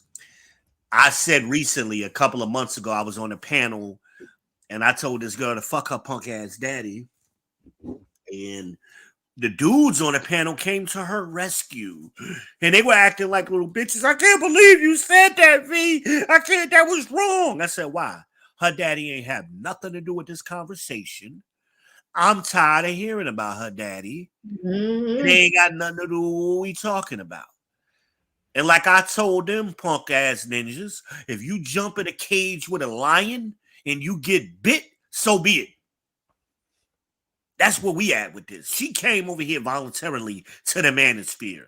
She jumped in here in this cage knowing who the hell I am. And you want to try to play soft over here now? It's too late for that, baby. You in the cage with me now. Nobody asked you to come over here. Nobody asked you to dial up to this panel, knowing who I am. And now you want to talk about your daddy? And who cares about your daddy? You're damn near. I'm not gonna go. I'm not gonna rehash that, but You right though, Mark. Yeah, Tommy does get emotional, but his logic is flawless. But yeah, Tommy be getting emotional. And to be fair, I call my daddy a punk ass ninja. I call a lot of these old baby boomer men and silent generation men's punk ass ninjas. Go back. Go back. I've been doing it for 10 years. I got 10 years worth of videos on social media. I've said it many times before. So anybody who's followed my content, it shouldn't even be a surprise. It should not be a surprise. So this girl had been on the panel with me many times. So it was like, now she wanted to deflect. Instead of addressing what I was saying, now I'm going to become a tone police him, and all of the damn Captain Saver hoes gonna come to her rescue because they love that. I'm going to go rescue the little white girl from the big black ninja. Mm-hmm. That was playing out. Now we off topic. This is why we can't get nothing solved, because people too sensitive. And like I say to people all the time, if you are about to get hit by a car, do you want me to say it softly? Hey, watch out, the car is coming. Or do you want me to say, yo, get the fuck out of the way? Which one do you want? I'm trying to save your life. That's where I'm at with it. Mm-hmm. Drop your channel in the chat. Huh? Drop your channel in the chat. Who, me? Yeah. Shit. You know, I'm on my phone, so it's kind of hard. If you could do it for me, hold on. Yeah. I got it. I think. When I'm moderating, I can do all that shit masterfully. Yeah. I be killing the game as a moderator. Y'all don't be giving me my respect. Y'all gonna respect my moderation skills. That's what we doing. Y'all are going to acknowledge my moderation. Well, RBNC, you going to acknowledge me. Acknowledge me. Mm-hmm. All right, it's in there. Thank you. Mm-hmm. Yeah, I'm the OG in this game, so I find it funny with these people, these young boys, man. You know, I've been doing this too long, man. I had these conversations too long, and it's getting repetitive and redundant. And it's time for us to start moving the conversation to solutions. To solutions. You sent me the link for the dude. What's the dude? Ugly Money or whatever? Yeah. I like him, but I don't like him. Okay.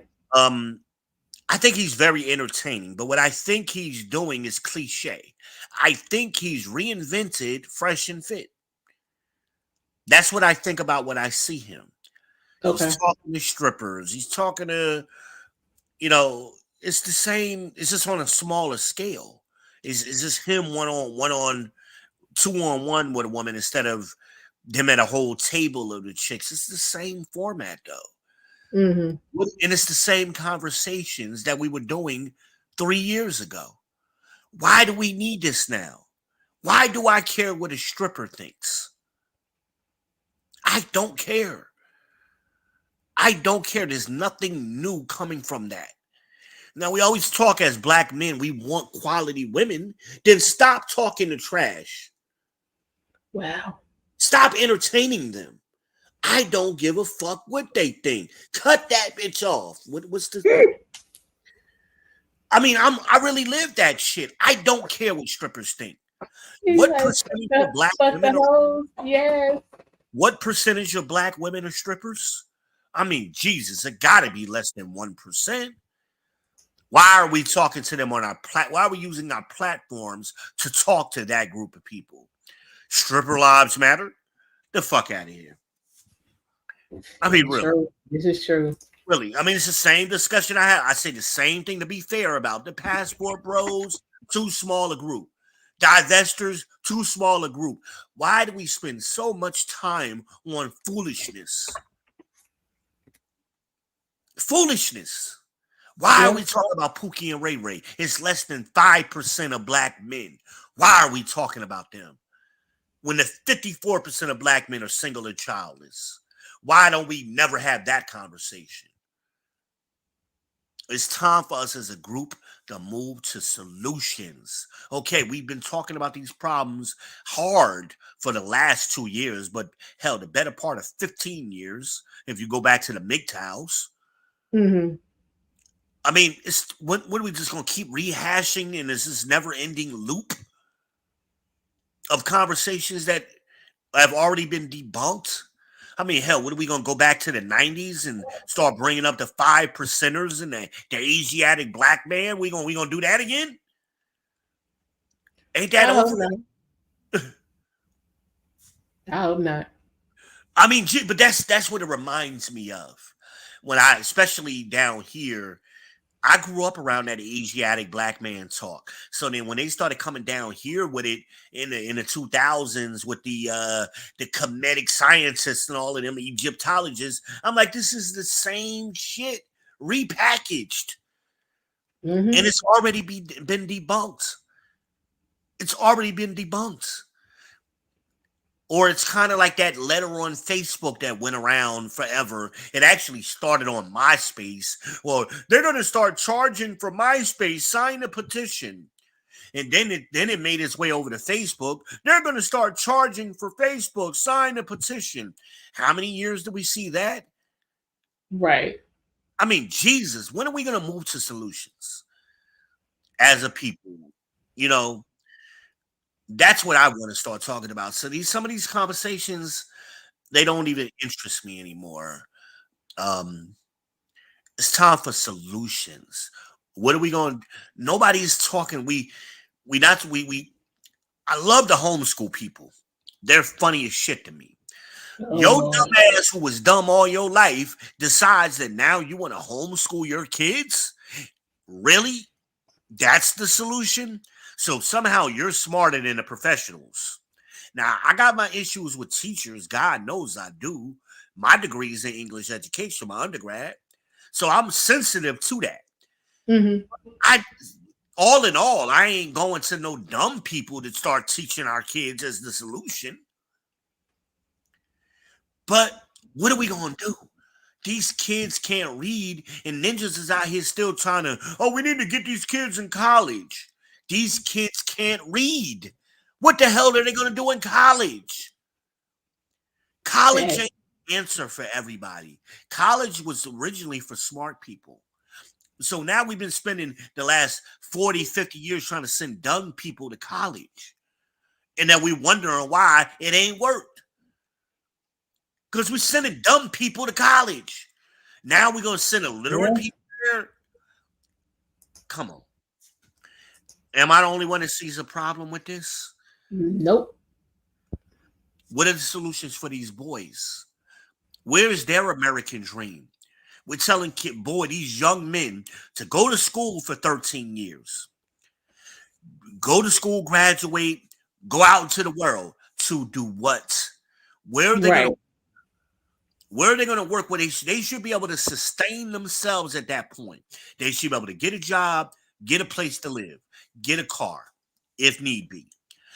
There's no way possible. Mathematically, it doesn't add up.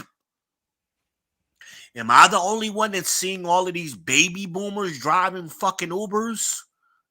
Nope. I mean, because I don't drive no more because I'm blind, y'all. So I take Ubers a lot. But the amount of baby boomers I'm seeing driving Ubers now is exponentially grown. Why? Mm-hmm. Because they can't retire. And nobody wants to hire them to do a job. So the only thing so your grandma and them is out here driving Ubers, trying to eat every day. But going back to Mm-hmm. our boys, what are our boys doing? What options are we giving for our boys? Go to college and do what? What Right. degree are you telling them to get? Because see, in the 90s, when we was in school, it was computer science. Right. And then in 1999, in December of 1999, that fell apart. All of those computer science degrees became Yep. worthless. Worthless. That was that C plus and that Pascal and all of them programming languages that most of y'all don't even know what I'm talking about are dead. Nobody uses them anymore. And they're about to die again. So we're telling kids, I mean, we're always late to the party as Black people. Always late to the party. This is Mm-hmm. why we don't do well with multi-level marketing. We don't do well with business opportunities because about time it hits us, the money has already been made. So technology is the same way. Technology has never been the friend of Black people. I was in an Uber today. I tried to tell a guy that. Young guy from Connecticut. And he said, oh, man, I'm going to have to get out of Charlotte, man. It's too expensive here. I'm going to have to go somewhere else. Dude, you already moved from Connecticut to here. For real. You're going from here to where? His idea was Florida. You think Mm-mm. Florida is going to be cheaper than Charlotte? Mm-mm. Yeah, if you move out there in Gainesville or in the country part, hell, you might as well go to South Carolina if you're going to do that. Right. Not. Yeah. Definitely. It's not cheaper where you want to be. But Mm-mm. like you talk about Tampa, same as Charlotte. Jacksonville, same as Charlotte. Miami, Mm-hmm. worse. Mm-hmm. Orlando, worse. I mean, what are we talking about? So, but what I'm trying to tell him is, yeah, well, I got this little internet thing jumping. I said, stop. I don't care what opportunity you think you got going. You Mm-hmm. ain't never gonna make no money at it. Nah, brother, you got to have hope in you. No. You know the people who made money on the internet, you know where they're at? They're in Silicon Valley. All of y'all New Yorkers, New Jersey, tri-state people, y'all all got that hustle, scam, get rich quick mentality in your heads. You're coming with the internet is the solution. What is this? 2005. Mm-hmm. What are we talking about? What are you still listening to? Get Rich or Die Trying? You still pumping For that? real. The fuck are we talking about? You're too late. You're doing the thing that makes money. That's what I try to tell them. Right now, you're driving Uber. You want to make $100,000 a year? You can do it in this car. If you learn the business of being an Uber driver. So he's like, what do you mean? I said, what is your cost per mile? I don't know what you mean. You don't know how much it costs you to operate your car? You damn sure don't need to be trying to start no business on the internet. This is a basic question I'm asking you. So how do you know what rides to accept and not accept? So I said, let's say your cost per mile is 50 cents. It costs you 50 cents to operate your car for every mile. And you're taking rides that are only paying you 70 cents per mile. So you are only making 20 cents per mile. I said, that's why you broke. Right. This is why you aren't making no money in Uber. Because you don't understand the mathematics of it. So you should at least be doubling your cost per mile. So if you're driving 50 cents per mile, you should be trying to make at least $1 per mile. Truckers have been doing this forever. This is how truckers decide what's good for them. Why they have dispatchers and all of this. I mean, they work this math out. You got YouTubers talking about this shit daily. A lot of good YouTubers give instructions on this. Shout out to the Gig Miser out of Colombia. That's my man. He's teaching cargo vans. Anybody want to do cargo vans? Shout out to my Cars and Cribs down there in Texas. He drives a pickup truck on gig apps. It's my man. Uber Jeep AZ in Arizona. That dude makes $100,000 or more a year driving Ubers in Arizona. A lot of these guys out here. Shout out to American Express Expediting. That's my man. He's all over. He's over the road. Cargo van. He's always with his dog. A lot of guys out here making money and showing y'all how to do it. But one question they all have in common: what is your cost per mile? You gotta know the basics. Again, 20 cents per mile. You driving 20 miles. And you only made 20 cents per mile. I mean, versus $1 per mile. That's a big difference. That's a 6 cents a mile gap. So when my man in Arizona was saying, he was like, yo, he's like, I sit at the gas stations all the time. He's like, you'd be surprised how many people, these little short trips to the gas station. Yeah, they be like $5. But I'm making $2 per mile. So I take people to the gas station all day long. I know that's right. He's like, y'all be over there sitting at the airports and doing all kind of goofy shit. He's like, I sit right here at this gas station and clean up. So they don't understand the business of it. So he was like, man, I didn't know that. So I gave him a couple of channels and said, yeah, you can make it. If I was your age, he was like 30 something, I would be driving Uber. I would not be working for a company. I would be driving Uber, being a 1099. Actually, I would love to have a pickup truck or a cargo van. I'd be killing the game. Because that's the way everything is going. Retail is going away, y'all. In the next 5 years, Walmart is going to close. It's going to be a distribution center where you're going to have to order everything. AI is going to wipe out Black people. So all of these retail jobs, all of these customer service jobs is gone in the next 5 years. AI. Look at McDonald's and Taco Bell. They already got kiosks. Hell, this fucking McDonald's over here on North Tryon by us, they don't even have a cashier no more. When you go inside, if you ain't ordering at that kiosk, ain't nobody taking your order.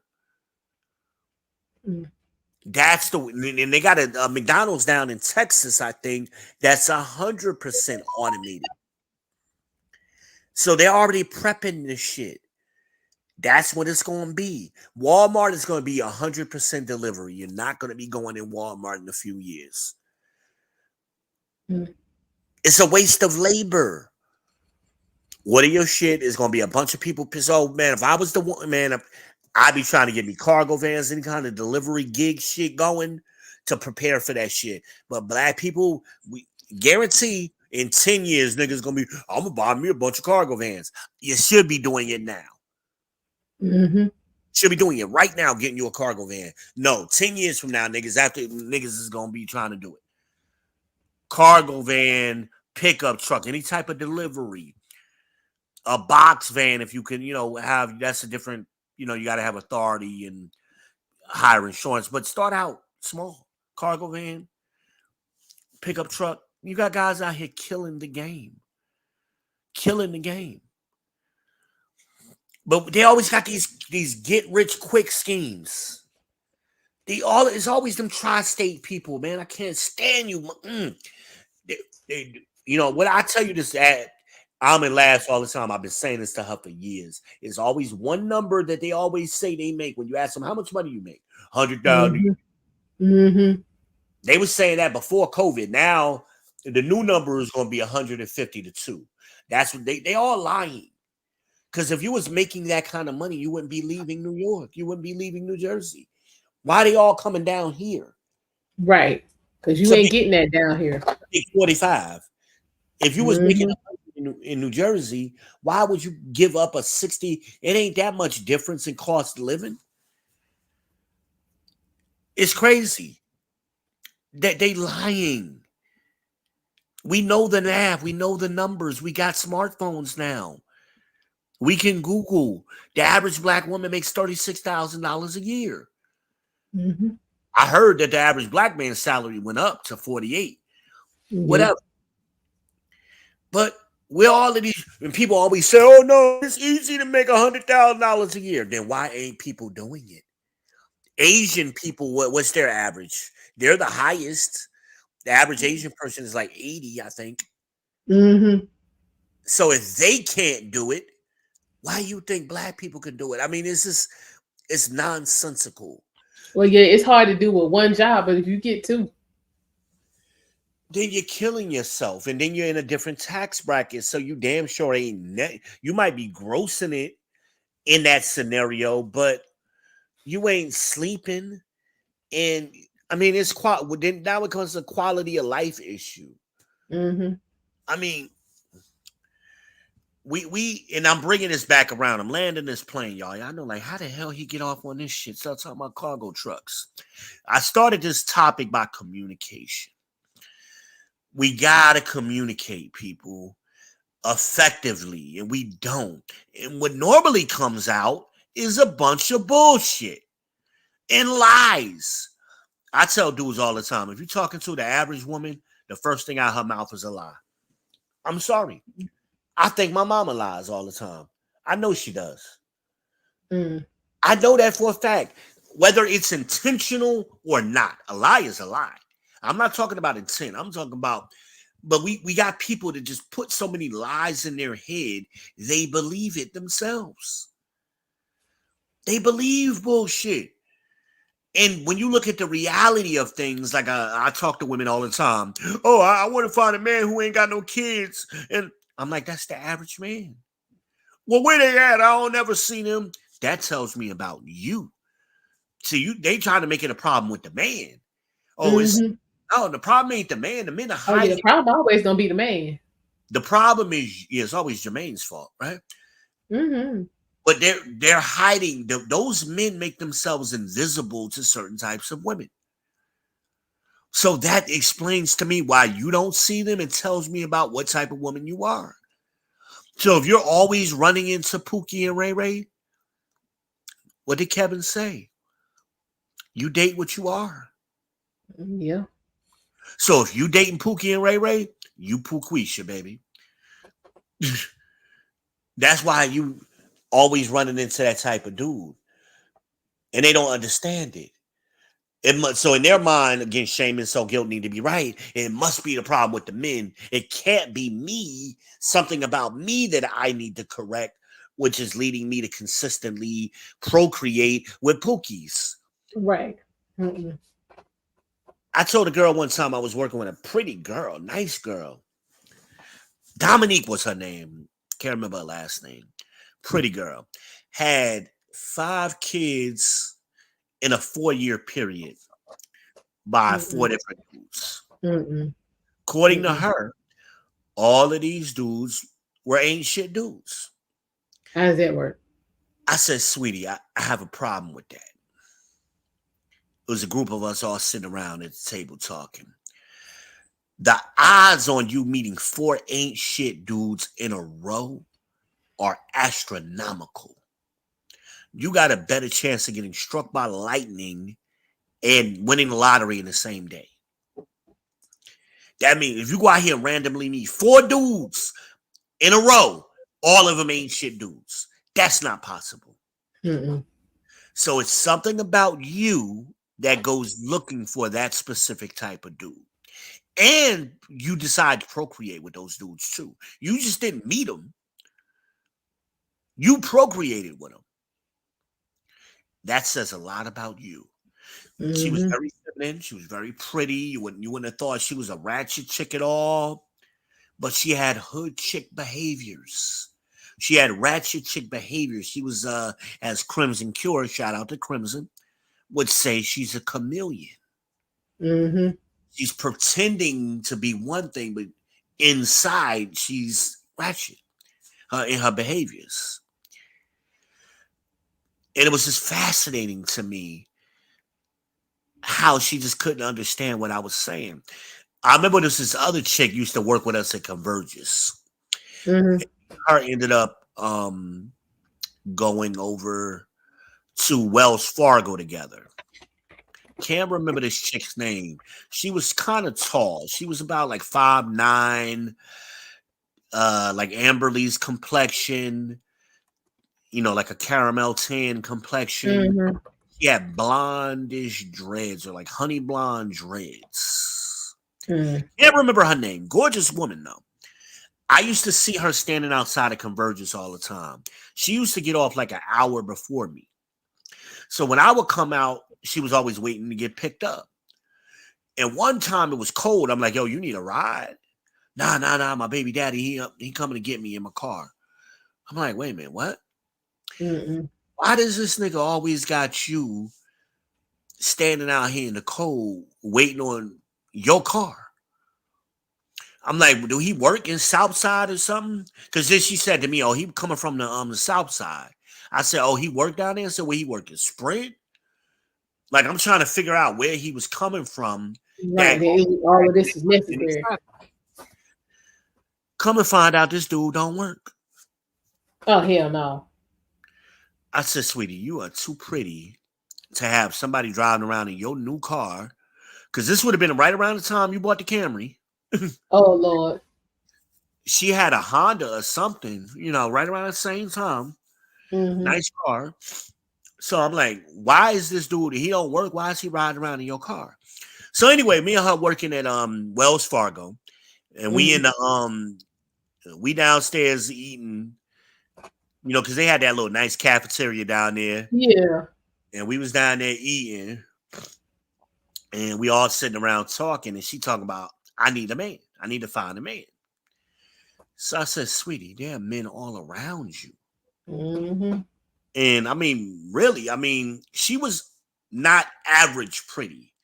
She was an adjustable 6 on Kevin's scale. So she could go from 6 to an 8 very easily. Very pretty, naturally.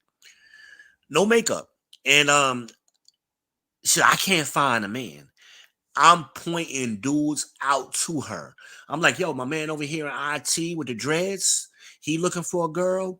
My man over here just moved down here from Detroit, the light-skinned dude, he looking for a girl. I'm pointing dudes out, just randomly pointing dudes out. And I'm like, so she come back and go, well, I don't date dudes I work with. Girl, stop. Okay. I said, no, sweetie, you don't date dudes who work. Yep. I said, what better? We work at a bank. We work at a corporate headquarters for a bank.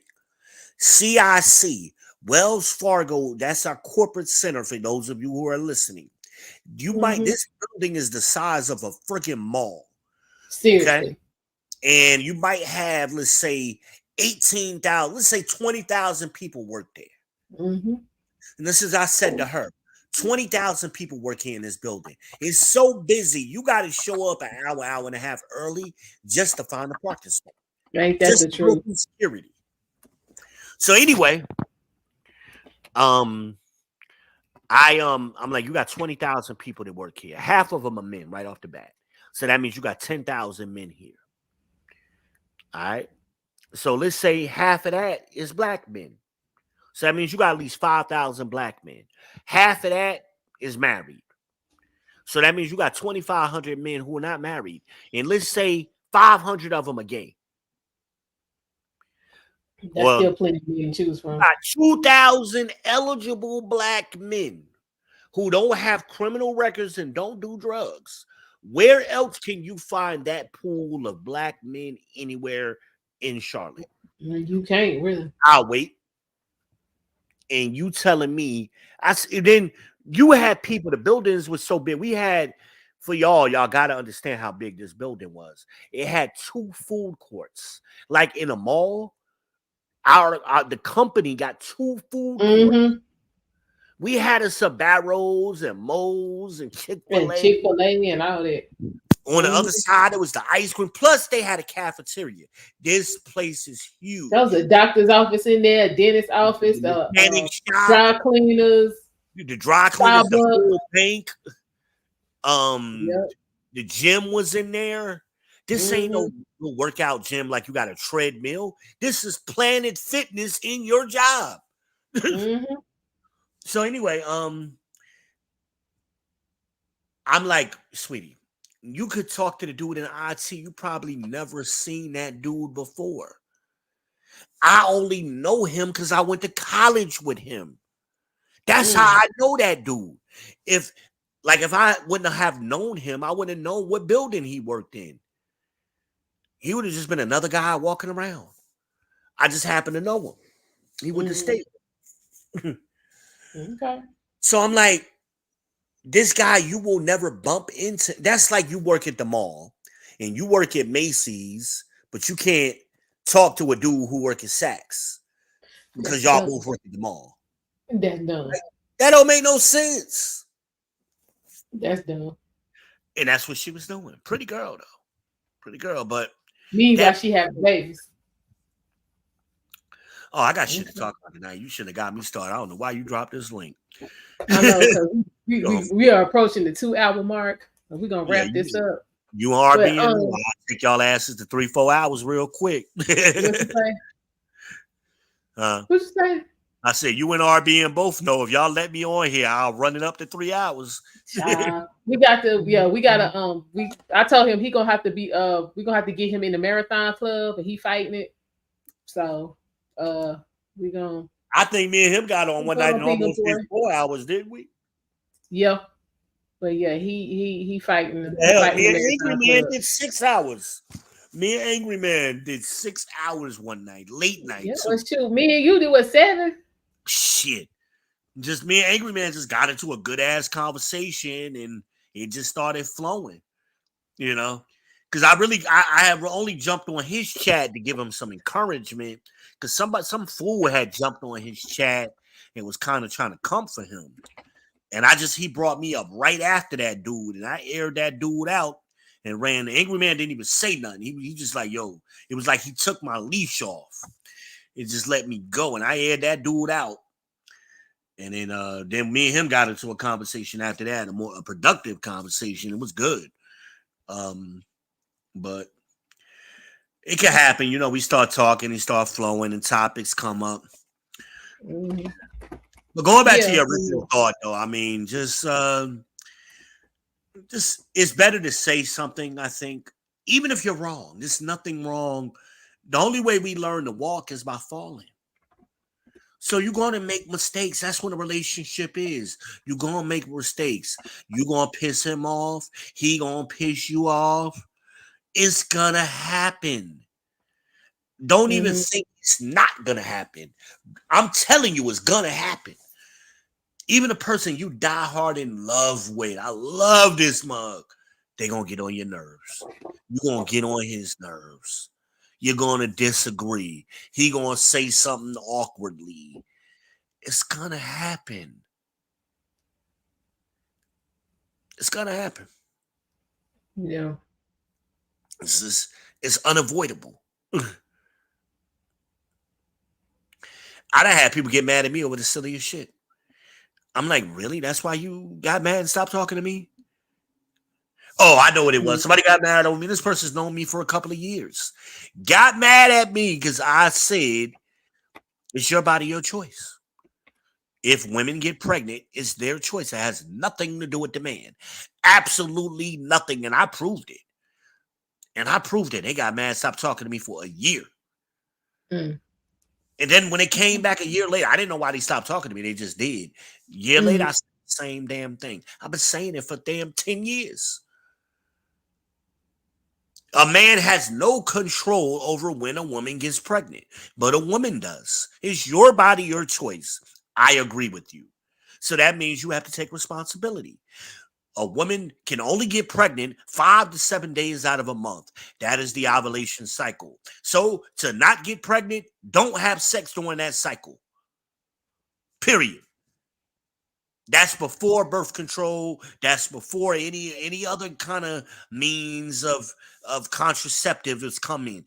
Just don't do it while you're ovulating. That makes sense.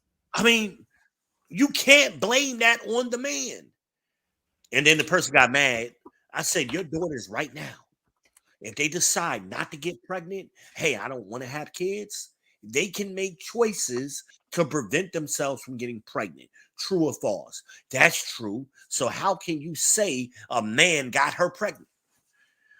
There is no man in the equation at this point. We're just talking about your daughters. There is no man. They can do things right now to prevent themselves from getting pregnant. Mm-hmm. So therefore, if she gets pregnant, that's her choice.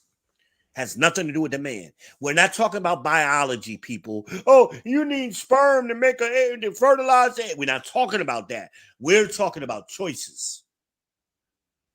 Okay. So, or y'all want to do it the other way. So I can concede the other way. Okay. If it takes two to make a baby, then give the man equal rights. So when women don't want to have the kid, the man should be able to force her to have the kid and take the baby from her when the baby comes and put her on child support.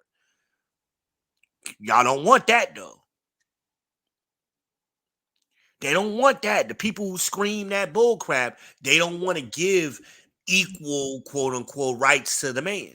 See, it's all about leverage. They want to have leverage at every step of the way. Mm-hmm.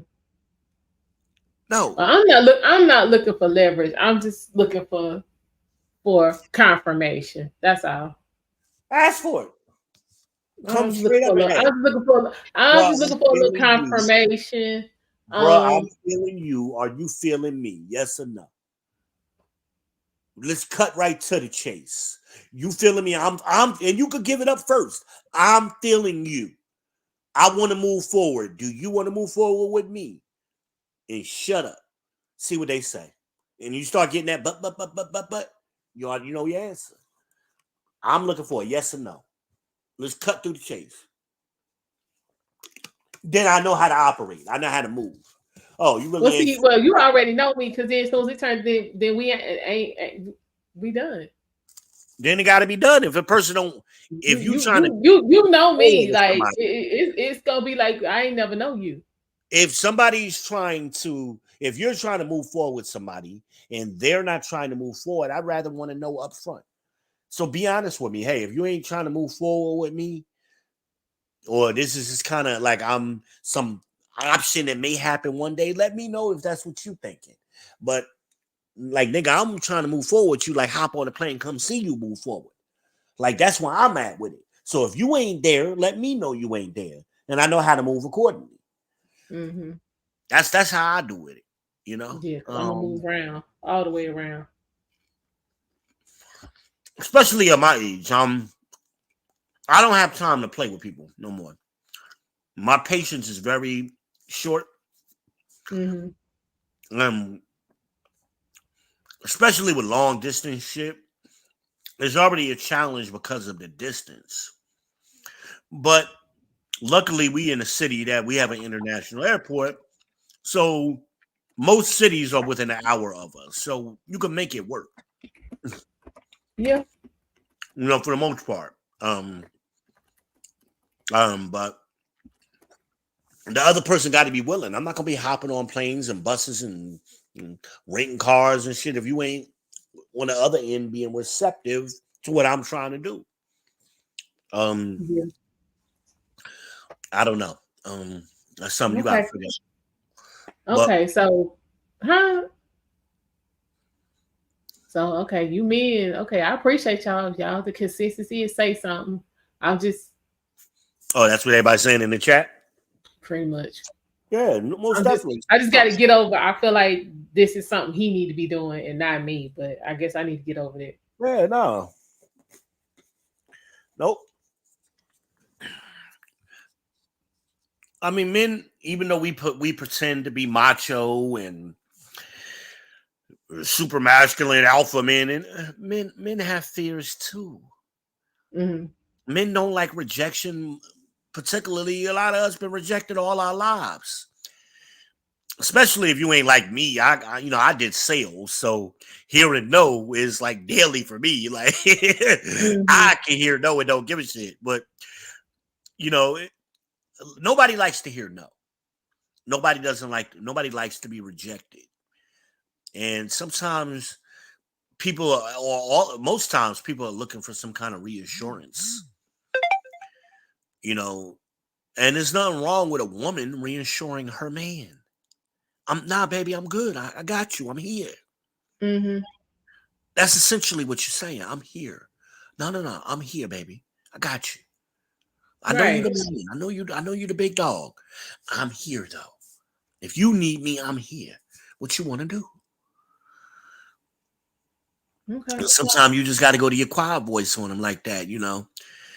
Hey, baby, no, boo, slow down, baby. I know you the man. You the man. You the big dog. Listen, though, I'm here. I want you. Okay. So All it right. is. Sometimes a man needs to hear that shit. Damn, I ain't never heard no woman say that to me. That she I got don't me. think this one. Okay. I don't think. My mamas ain't do it. Again, you started off that way. The lies that the mamas told. The mamas told they sons lies too. Yep. They lied to us a lot of shit and painted a picture of a world that didn't exist. And then when we turned 18, they kind of tossed us out into the wilderness. They didn't prepare it ain't them just fucking up the girls. They fucked up their sons too, which became our daddies. Mm-hmm. And then our daddies are closed off or standoffish and can't really they don't know how to communicate, to their kids Yeah. even. True. I said to my stepfather one time, I said, I've never had my father, my stepfather, or you tell me they love me. What? Never in my fucking life. Damn. So do you want? And he kind of tried to skip past what I just said. So stop. Did you hear what the fuck I just said to you? I've never heard one of y'all three men. Y'all supposed to be the three men responsible for raising me. None of y'all niggas have ever said, "Hey son, I love you" to me. I said, "Do you know what that?" I said, and I was using this not just me as an example, but as a generation. This is going on for generations of black That's messed up. people never been told they were loved by another man. So this is why men, when they start getting love from men, they clam up. It's awkward to them. Hey, brother, man, I told my brother Ryan, I told him, hey, man, I love you, man. I hadn't talked to him in a while, so I just hadn't been talking to him very much lately. But I just called to check on it. Hey, man, I love you, man. Love you too, bro. But you got dudes who they feel awkward. They and even if you don't verbally say it, or you're just trying to show a brother love. Hey, man, I'm just checking on you, see if you good, man. Oh no, I'm all right. But because that's conditioning. We've been conditioned to do that shit.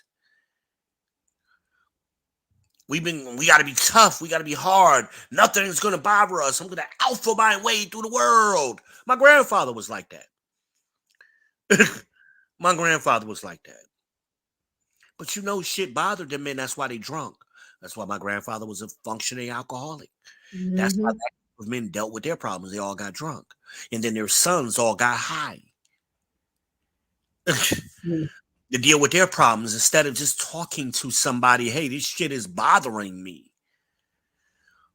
This shit is bothering me. That's why I've been open with my shit.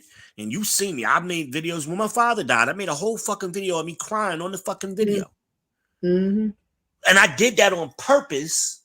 Even though I wasn't raised by my father and my father wasn't shit, I still loved the man. But I did it so other men can see there's nothing wrong with a man being emotional or having emotions. It doesn't mean I'm less of a man. And I had a lot of brothers reach out to me right after my father died because they seen the video and they called me. And brothers I had talked to since fucking middle school was calling me. Yo, V, I'm sorry to hear about your pops, man. And you all right? I saw your video.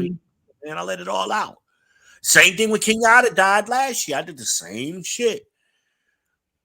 I did the same shit when King Yada died, man. But we've been taught we can't do that. We shouldn't do that. You can't express your feelings. You can't. Men are not emotional. It doesn't mean we don't have emotions. We just don't filter the world through our emotions. We still got them. They just over the side. We just put them in a blue box here, you know. But men struggle with that. And sometimes men have to, or somebody needs to let you know it's okay. It's okay for you to be tired. I had a stroke, y'all, at 40 years old because I have been keeping shit inside for so long. I was going through shit. No people close to me didn't know I was going through the shit. Like, I remember Aminaz was like, yo, I ain't know you was going through all of that. When I told her, she was like, I was in the hospital. She came to the hospital when I was in the hospital. Right after the stroke. I told her, I said, yo, she's like, what the fuck you doing here? What happened? And I started unloading. And she was like, I had no fucking idea it was that bad. But you gotta let the shit out or you're gonna kill your damn self. My father dropped dead in 2019. Wasn't nothing physically wrong with the nigga. I had just seen him 3 days before. He dropped dead because of stress. Stress will kill you quicker than anything. You gotta talk, fellas. You gotta let things out, let things in too. People, it's not wrong having somebody care about you or being concerned about you or looking out for you. Exactly. Somebody telling you, I love you. I want to be with you. There ain't nothing wrong with that. Or, motherfucker, I can't stand you. I'd like to hear that too. At least I know how to move with you. I can't stand being around your ass. All right, I won't be around you too much then. Okay. At least I know. Well, yeah, you got a point. All right, guys. Yeah, but go ahead. I'm taking up. No, go ahead. Huh? Go ahead. I said sometimes it's family. It's the ones closest to you. And you know, we've been lied to. We've been told family is supposed to be so important and all of that kind of crap. That ain't what Jesus said. Jesus said, I ain't come to bring no peace. I came to bring division. I'm going to separate the father from the son, the mother-in-law from the mother, etc., etc., etc. Why did he say that? Because you're going to lose people. You're going to lose people in whatever your journey is, whether it's to the God of Christ or Buddha, whoever you're traveling towards.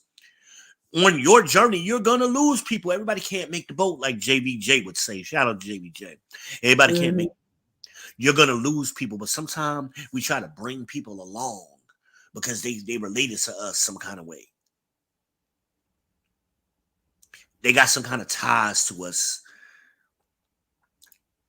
We don't want to hurt people's feelings. That's the big one. Y'all know my motto, fuck your feeling, hashtag FYF. For real.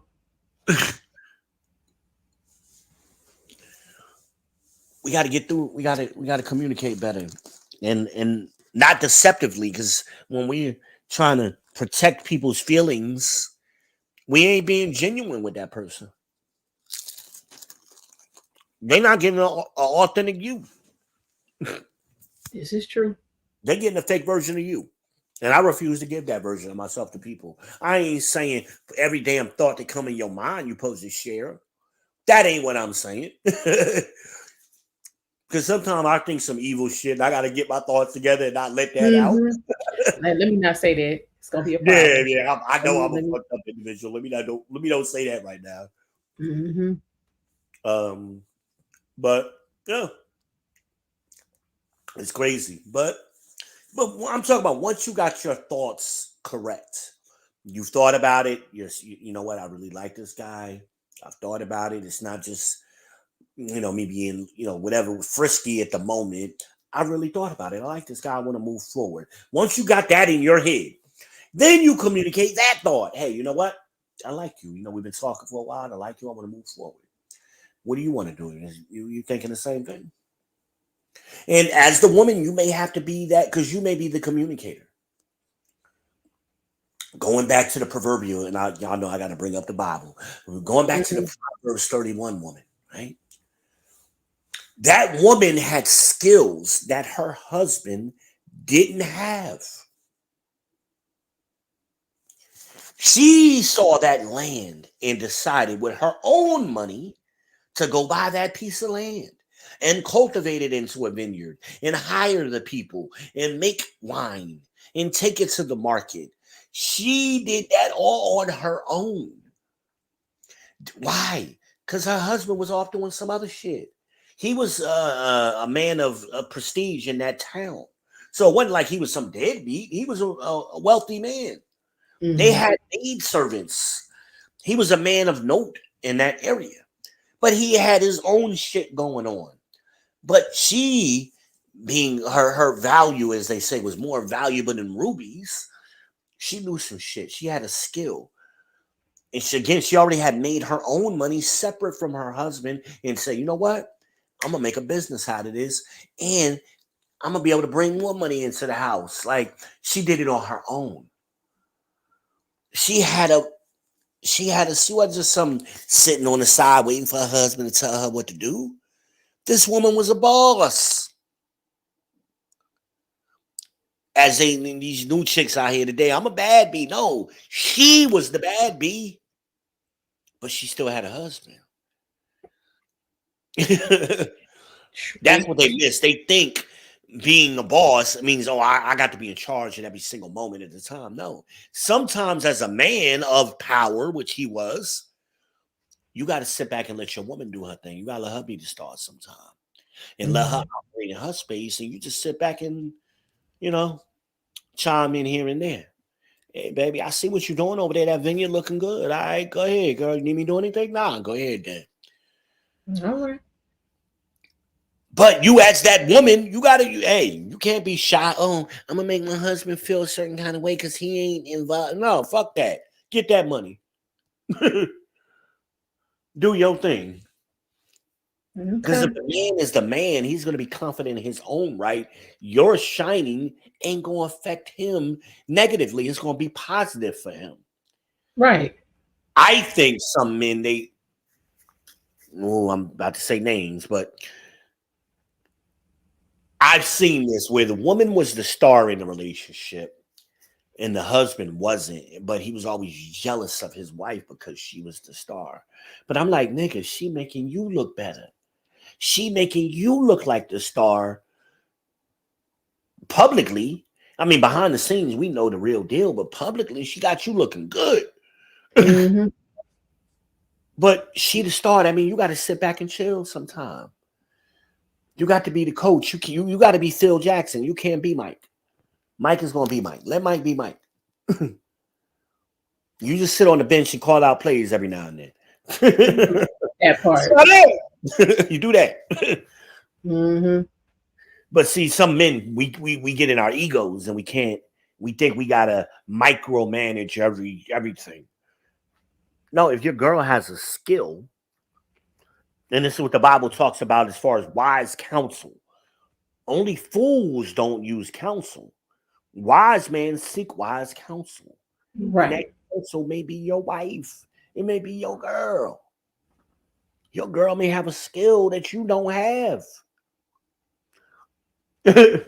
You would be a fool. Like I remember this. We was talking on Facebook one time. The girl, she was an accountant, and the dude like had some kind of like regular job, like factory type work, and he wanted to be the one managing the money. I'm like, are we serious? Are we really having this conversation right now? It was like a discussion topic on Facebook. And I'm like, y'all serious right now? And now you got dudes arguing in the thread. Yeah, no, the man's supposed to be in charge, man.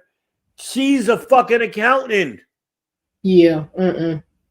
He works at the factory.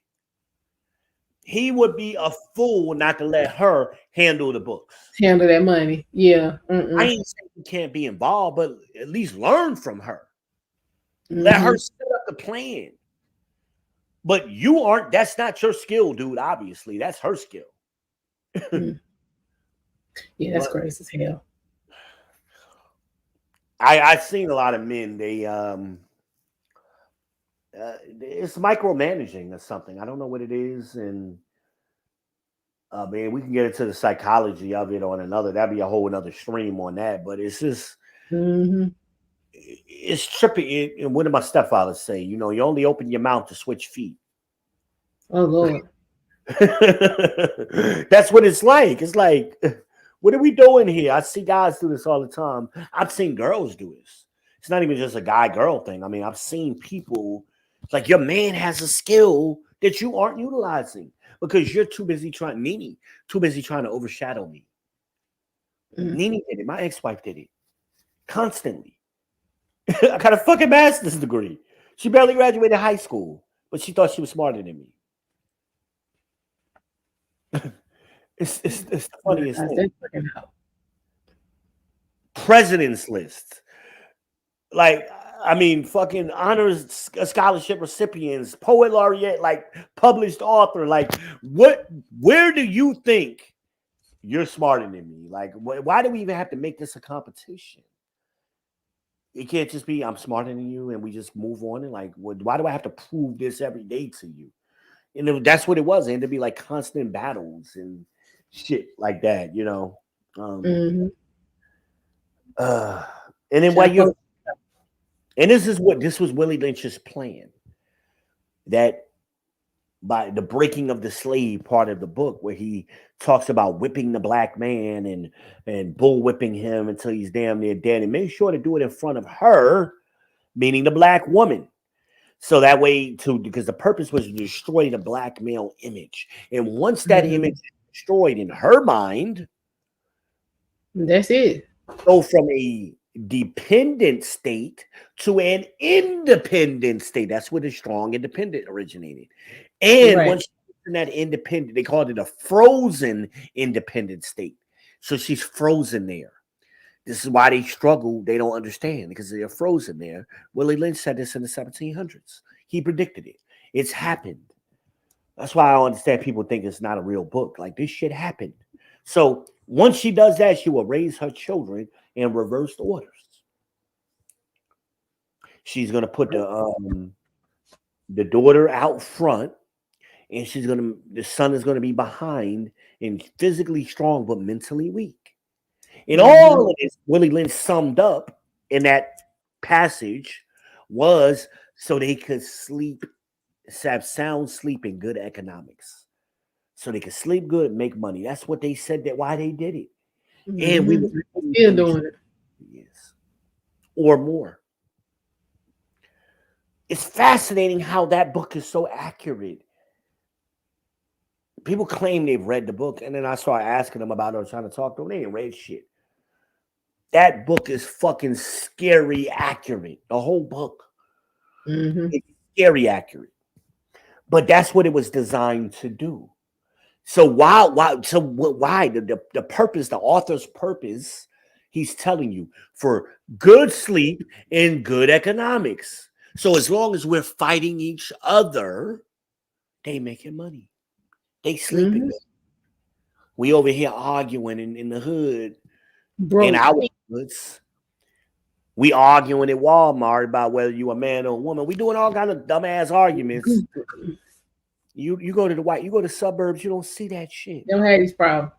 You don't see that argument. You go to Chinatown, you don't see that argument. You go to Little Korea, you don't see that. You go to Little Havana, you don't see that. Go down to Pork and Beans. Go anywhere where there are other people. Pork and Beans, Miami. Go anywhere where there are other people. They are not fighting each other, man and woman. I mean, not at all. It's only Black Americans, us ADOS people. Mm-hmm. Us ADOS. I ain't talking about these fake ass Black people we importing over here now. ADOS niggas. We fighting each other, and while we're fighting each other, we not fighting them. And we don't want to give our boys any resources to go fight other boys. So we send our boys out into the world with nothing.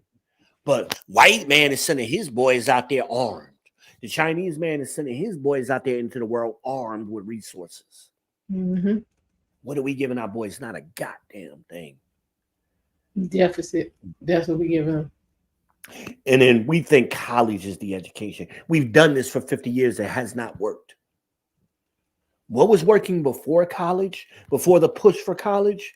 Vocational skills. Mm-hmm. That's what worked. Our boys need to do stuff with their hands. They need to be able to physically do something. That's where we need to go. Sending dumb kids to school. College. They still don't. Right. College don't make you smarter. Your IQ actually goes down during those 4 years of college, by the way. You don't, if you take an IQ test your freshman year and take it your senior year when you graduate, it'll be lower. Yeah. You don't get smarter in school. You get more information, but how you process that information is what's important. Doesn't really change. Mm-mm. Shit manipulated to benefit us. That's what we're dropping the ball. That's why you got all these Black women. I'm educated. I'm strong and independent. But you only graduate in the 25% rate. That means 75% of you bitches ain't graduating.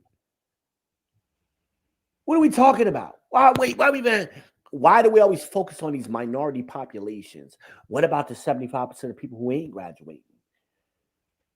What about this large group of men who are single and in the middle class with no children? Why aren't we focused on that group of people and what do they want? If I was a woman trying to find a man, that's who the fuck I'd be looking for. It's a lot of these niggas here, and we ain't even talking about over 40 niggas. I'm talking about under 40 niggas. Over 40, shit. You got a plethora of dudes over 40. They done had their kids already, or they didn't. They done been married and divorced. Mm-hmm. They out there too. Yeah. But I'm talking about these under 40 dudes. They out here, they not even having sex. Now, what's going to happen? Here goes another prediction. Ding, ding, ding, ding, ding. What's going to happen is the return of the cougars. The cougars strike back. The Empire Strikes Back. The cougars strike back. Here's what's going to happen over the next couple of years. So this is going to be big in 2024. Age gap dating is going to increase. Particularly Black women are going to lead it. So all of these horny ass 50-year-old Black women, they're going to start fucking these 20-year-old boys. Trust me. Because the 20-year-old boys is horny. They not fucking the girls. Because the girls want older men who got shit. So they just sit playing with their dicks and PlayStations. So guess who going to get them? The big mama going to be fucking your classmate. I guarantee, and it's going to be public. See, it's been happening. It just ain't been public. Talked about that earlier. That shame is gone from the world. You're going to see a lot. Watch, I'm telling you, watch what you're starting to see it now. Scottie Pippen's ex-wife, she doing it, right? That shit a mess. We kind of saw Vivica Fox did it with 50 Cent, right? It's been a few. It's been popping up usually in the celebrities, but I guarantee you're gonna start seeing that be a regular thing. Grandmama gonna be getting out of church. Trust me, them draws is gonna be coming off fast before she even get Mm, home. And little Pookie at the house blowing her back out before she make dinner. Trust me, mm, I guarantee mm, you. Don't mm-hmm. y'all don't want to hear, y'all don't want to see Big Mama that way. Big Mama, y'all didn't see the video. Big Mama was twerking in the green dress. Who For plays that? real. Michonne plays. Mr. Michonne plays it, right? Mm-hmm. Yeah, yes. You think Grandma just started learning how to do that? Grandma been twerking all her life. She had a fat ass. I ain't gonna lie. Grandma had a fat ass, but I'm telling you, they're gonna start going for. It's a whole group of men who ain't having sex. They're available. They just sitting around playing PlayStation.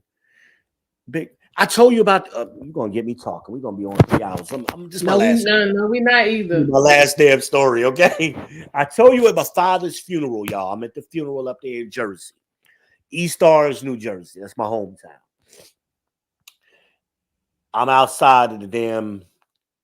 We at the wake. This ain't the day of the funeral. It's the day before. We at the wake. I'm outside with my brothers and my cousins. We standing outside talking. There was a lot of people at that funeral. Oh my God, it was standing room only. My father knew a lot of people. He was the unofficial mayor of East Orange. But anyway, my son come running outside. My oldest son, Dream. He's 23 now. He come running outside. Dad, I think that lady trying to talk to me. I said, what? She talking about? So go talk to her. No, I think she trying to like talk to me. I said, what lady? He said, she in there. She got blonde hair. And she wearing a black leather jacket. I said, okay, son. So me and my me and my brother was kind of laughing about it. So me, my brother and Kenyatta was laughing about it. So I went in there um, to go get a peek of who this lady was. So Mm-hmm. sure enough, I seen her. She was cute too. She was around my father's age, so she had to be about 60. She had her little blonde wig on, or I don't know if that was her real hair. Her hair looked good. I had a little red lipstick. She was a red bone, and you could tell she was fine as shit back in the day. Mm-hmm. She still had that attitude, like, oh, I'm still cute, you know. And then she walked up to me and she says, yeah, young man, did you know Hitting on people at the funeral, child. Mm-mm. she said, did you know Spud? That's what they call my father. Spud? Mm-hmm. I said, yeah, that was my father. Oh, okay. I thought Damien was his oldest son. I said, no, baby, I'm the original. I said, I'm Van Jr. She says, oh, wow, okay. She's like, I saw another man that looked like your father here earlier. Have you seen him? I said, yeah, you talking about my son. That's Dream. Oh, okay. Now I'm putting it together. Mm-hmm. So I went back outside. Dream was still out there with Kenyatta. And I walked, I'm trying to hold my face. I'm laughing my ass off. She was fine though. So Kenyatta K was like, yo, did you see the chick? I was like, yes, I know the lady. I seen her. And Dream was like, yeah, I told you. I said, yeah, she was looking for you. She asked for you. I said, you better go in there and talk to Miss Barbara. Miss Barbara gonna take care of you. She gonna fuck Mm-hmm. you and pop your belly button out or something. Miss Barbara got James pension money. Mm-mm. Yeah. I said, you better start watching Mr. James and shit. Yeah, she was gonna pop Dream belly And so button out. security done kicked in, child. Okay, Dream. I reminded him of that recently. I said, you should have went with Miss Barbara. You probably have a car. She probably Mm-hmm. paid tuition and Miss. All that. But that's how them old ladies would do. Yeah, young man, I need you to come over here and help me move this box. Mm-hmm. I'll help you move some boxes, all right. For real. Because I'm finna need to find me a Mr. Steve or Mr. James come up here and put this desk together. Shit. I'm over this. You might need to come through, Mr. Earl. Look here, Mr. Earl. Mr. Earl, Friday real. pork chops. Now you get to a Mr. Earl, you really doing it now. I'm saying, look here, Mr. Earl. I'm gonna fry these That pork nigga at chops least 70. and this cabbage, but I need you to put this desk together. All you gotta do is get that nigga a plate of food. That's what I'm saying. I'm gonna fry these pork chops and this cabbage, and I need you to put this desk together. We can keep this. Mr. Earl don't need much now. Mr. Earl about 70. Mm-hmm. He I might bend over something real quick. He ain't even getting 3 strokes in no more. Mr. Earl just want to play the food. Yeah, I might bend over or something. Nah, Mr. Earl, he's 70. You been unkilled that man. Now, Mr. Tom and them, they still like 60, 65. They good. Mm. But Mr. Earl. Yeah, I just need this desk put together. For real. All right, y'all. We've been on see the 30-minute pop-up now turned into 2.5 hours. Yep. This is what we do over here on Almanac 78. This is what we do. We're gonna reset the Black community. One stream at a time. But yeah, y'all, I just came to see what was going on. But I do want to say to all of my men folk, I appreciate the advice. I'll keep y'all updated on what happens. And now I must go ponder and process. But I'll be back tomorrow. We're gonna talk about Tommy and his assessment of the Von Miller situation. But we'll get into all of that. So until next time, everybody, thank you for stopping by. Like, share, subscribe if you have not. And I will see y'all later.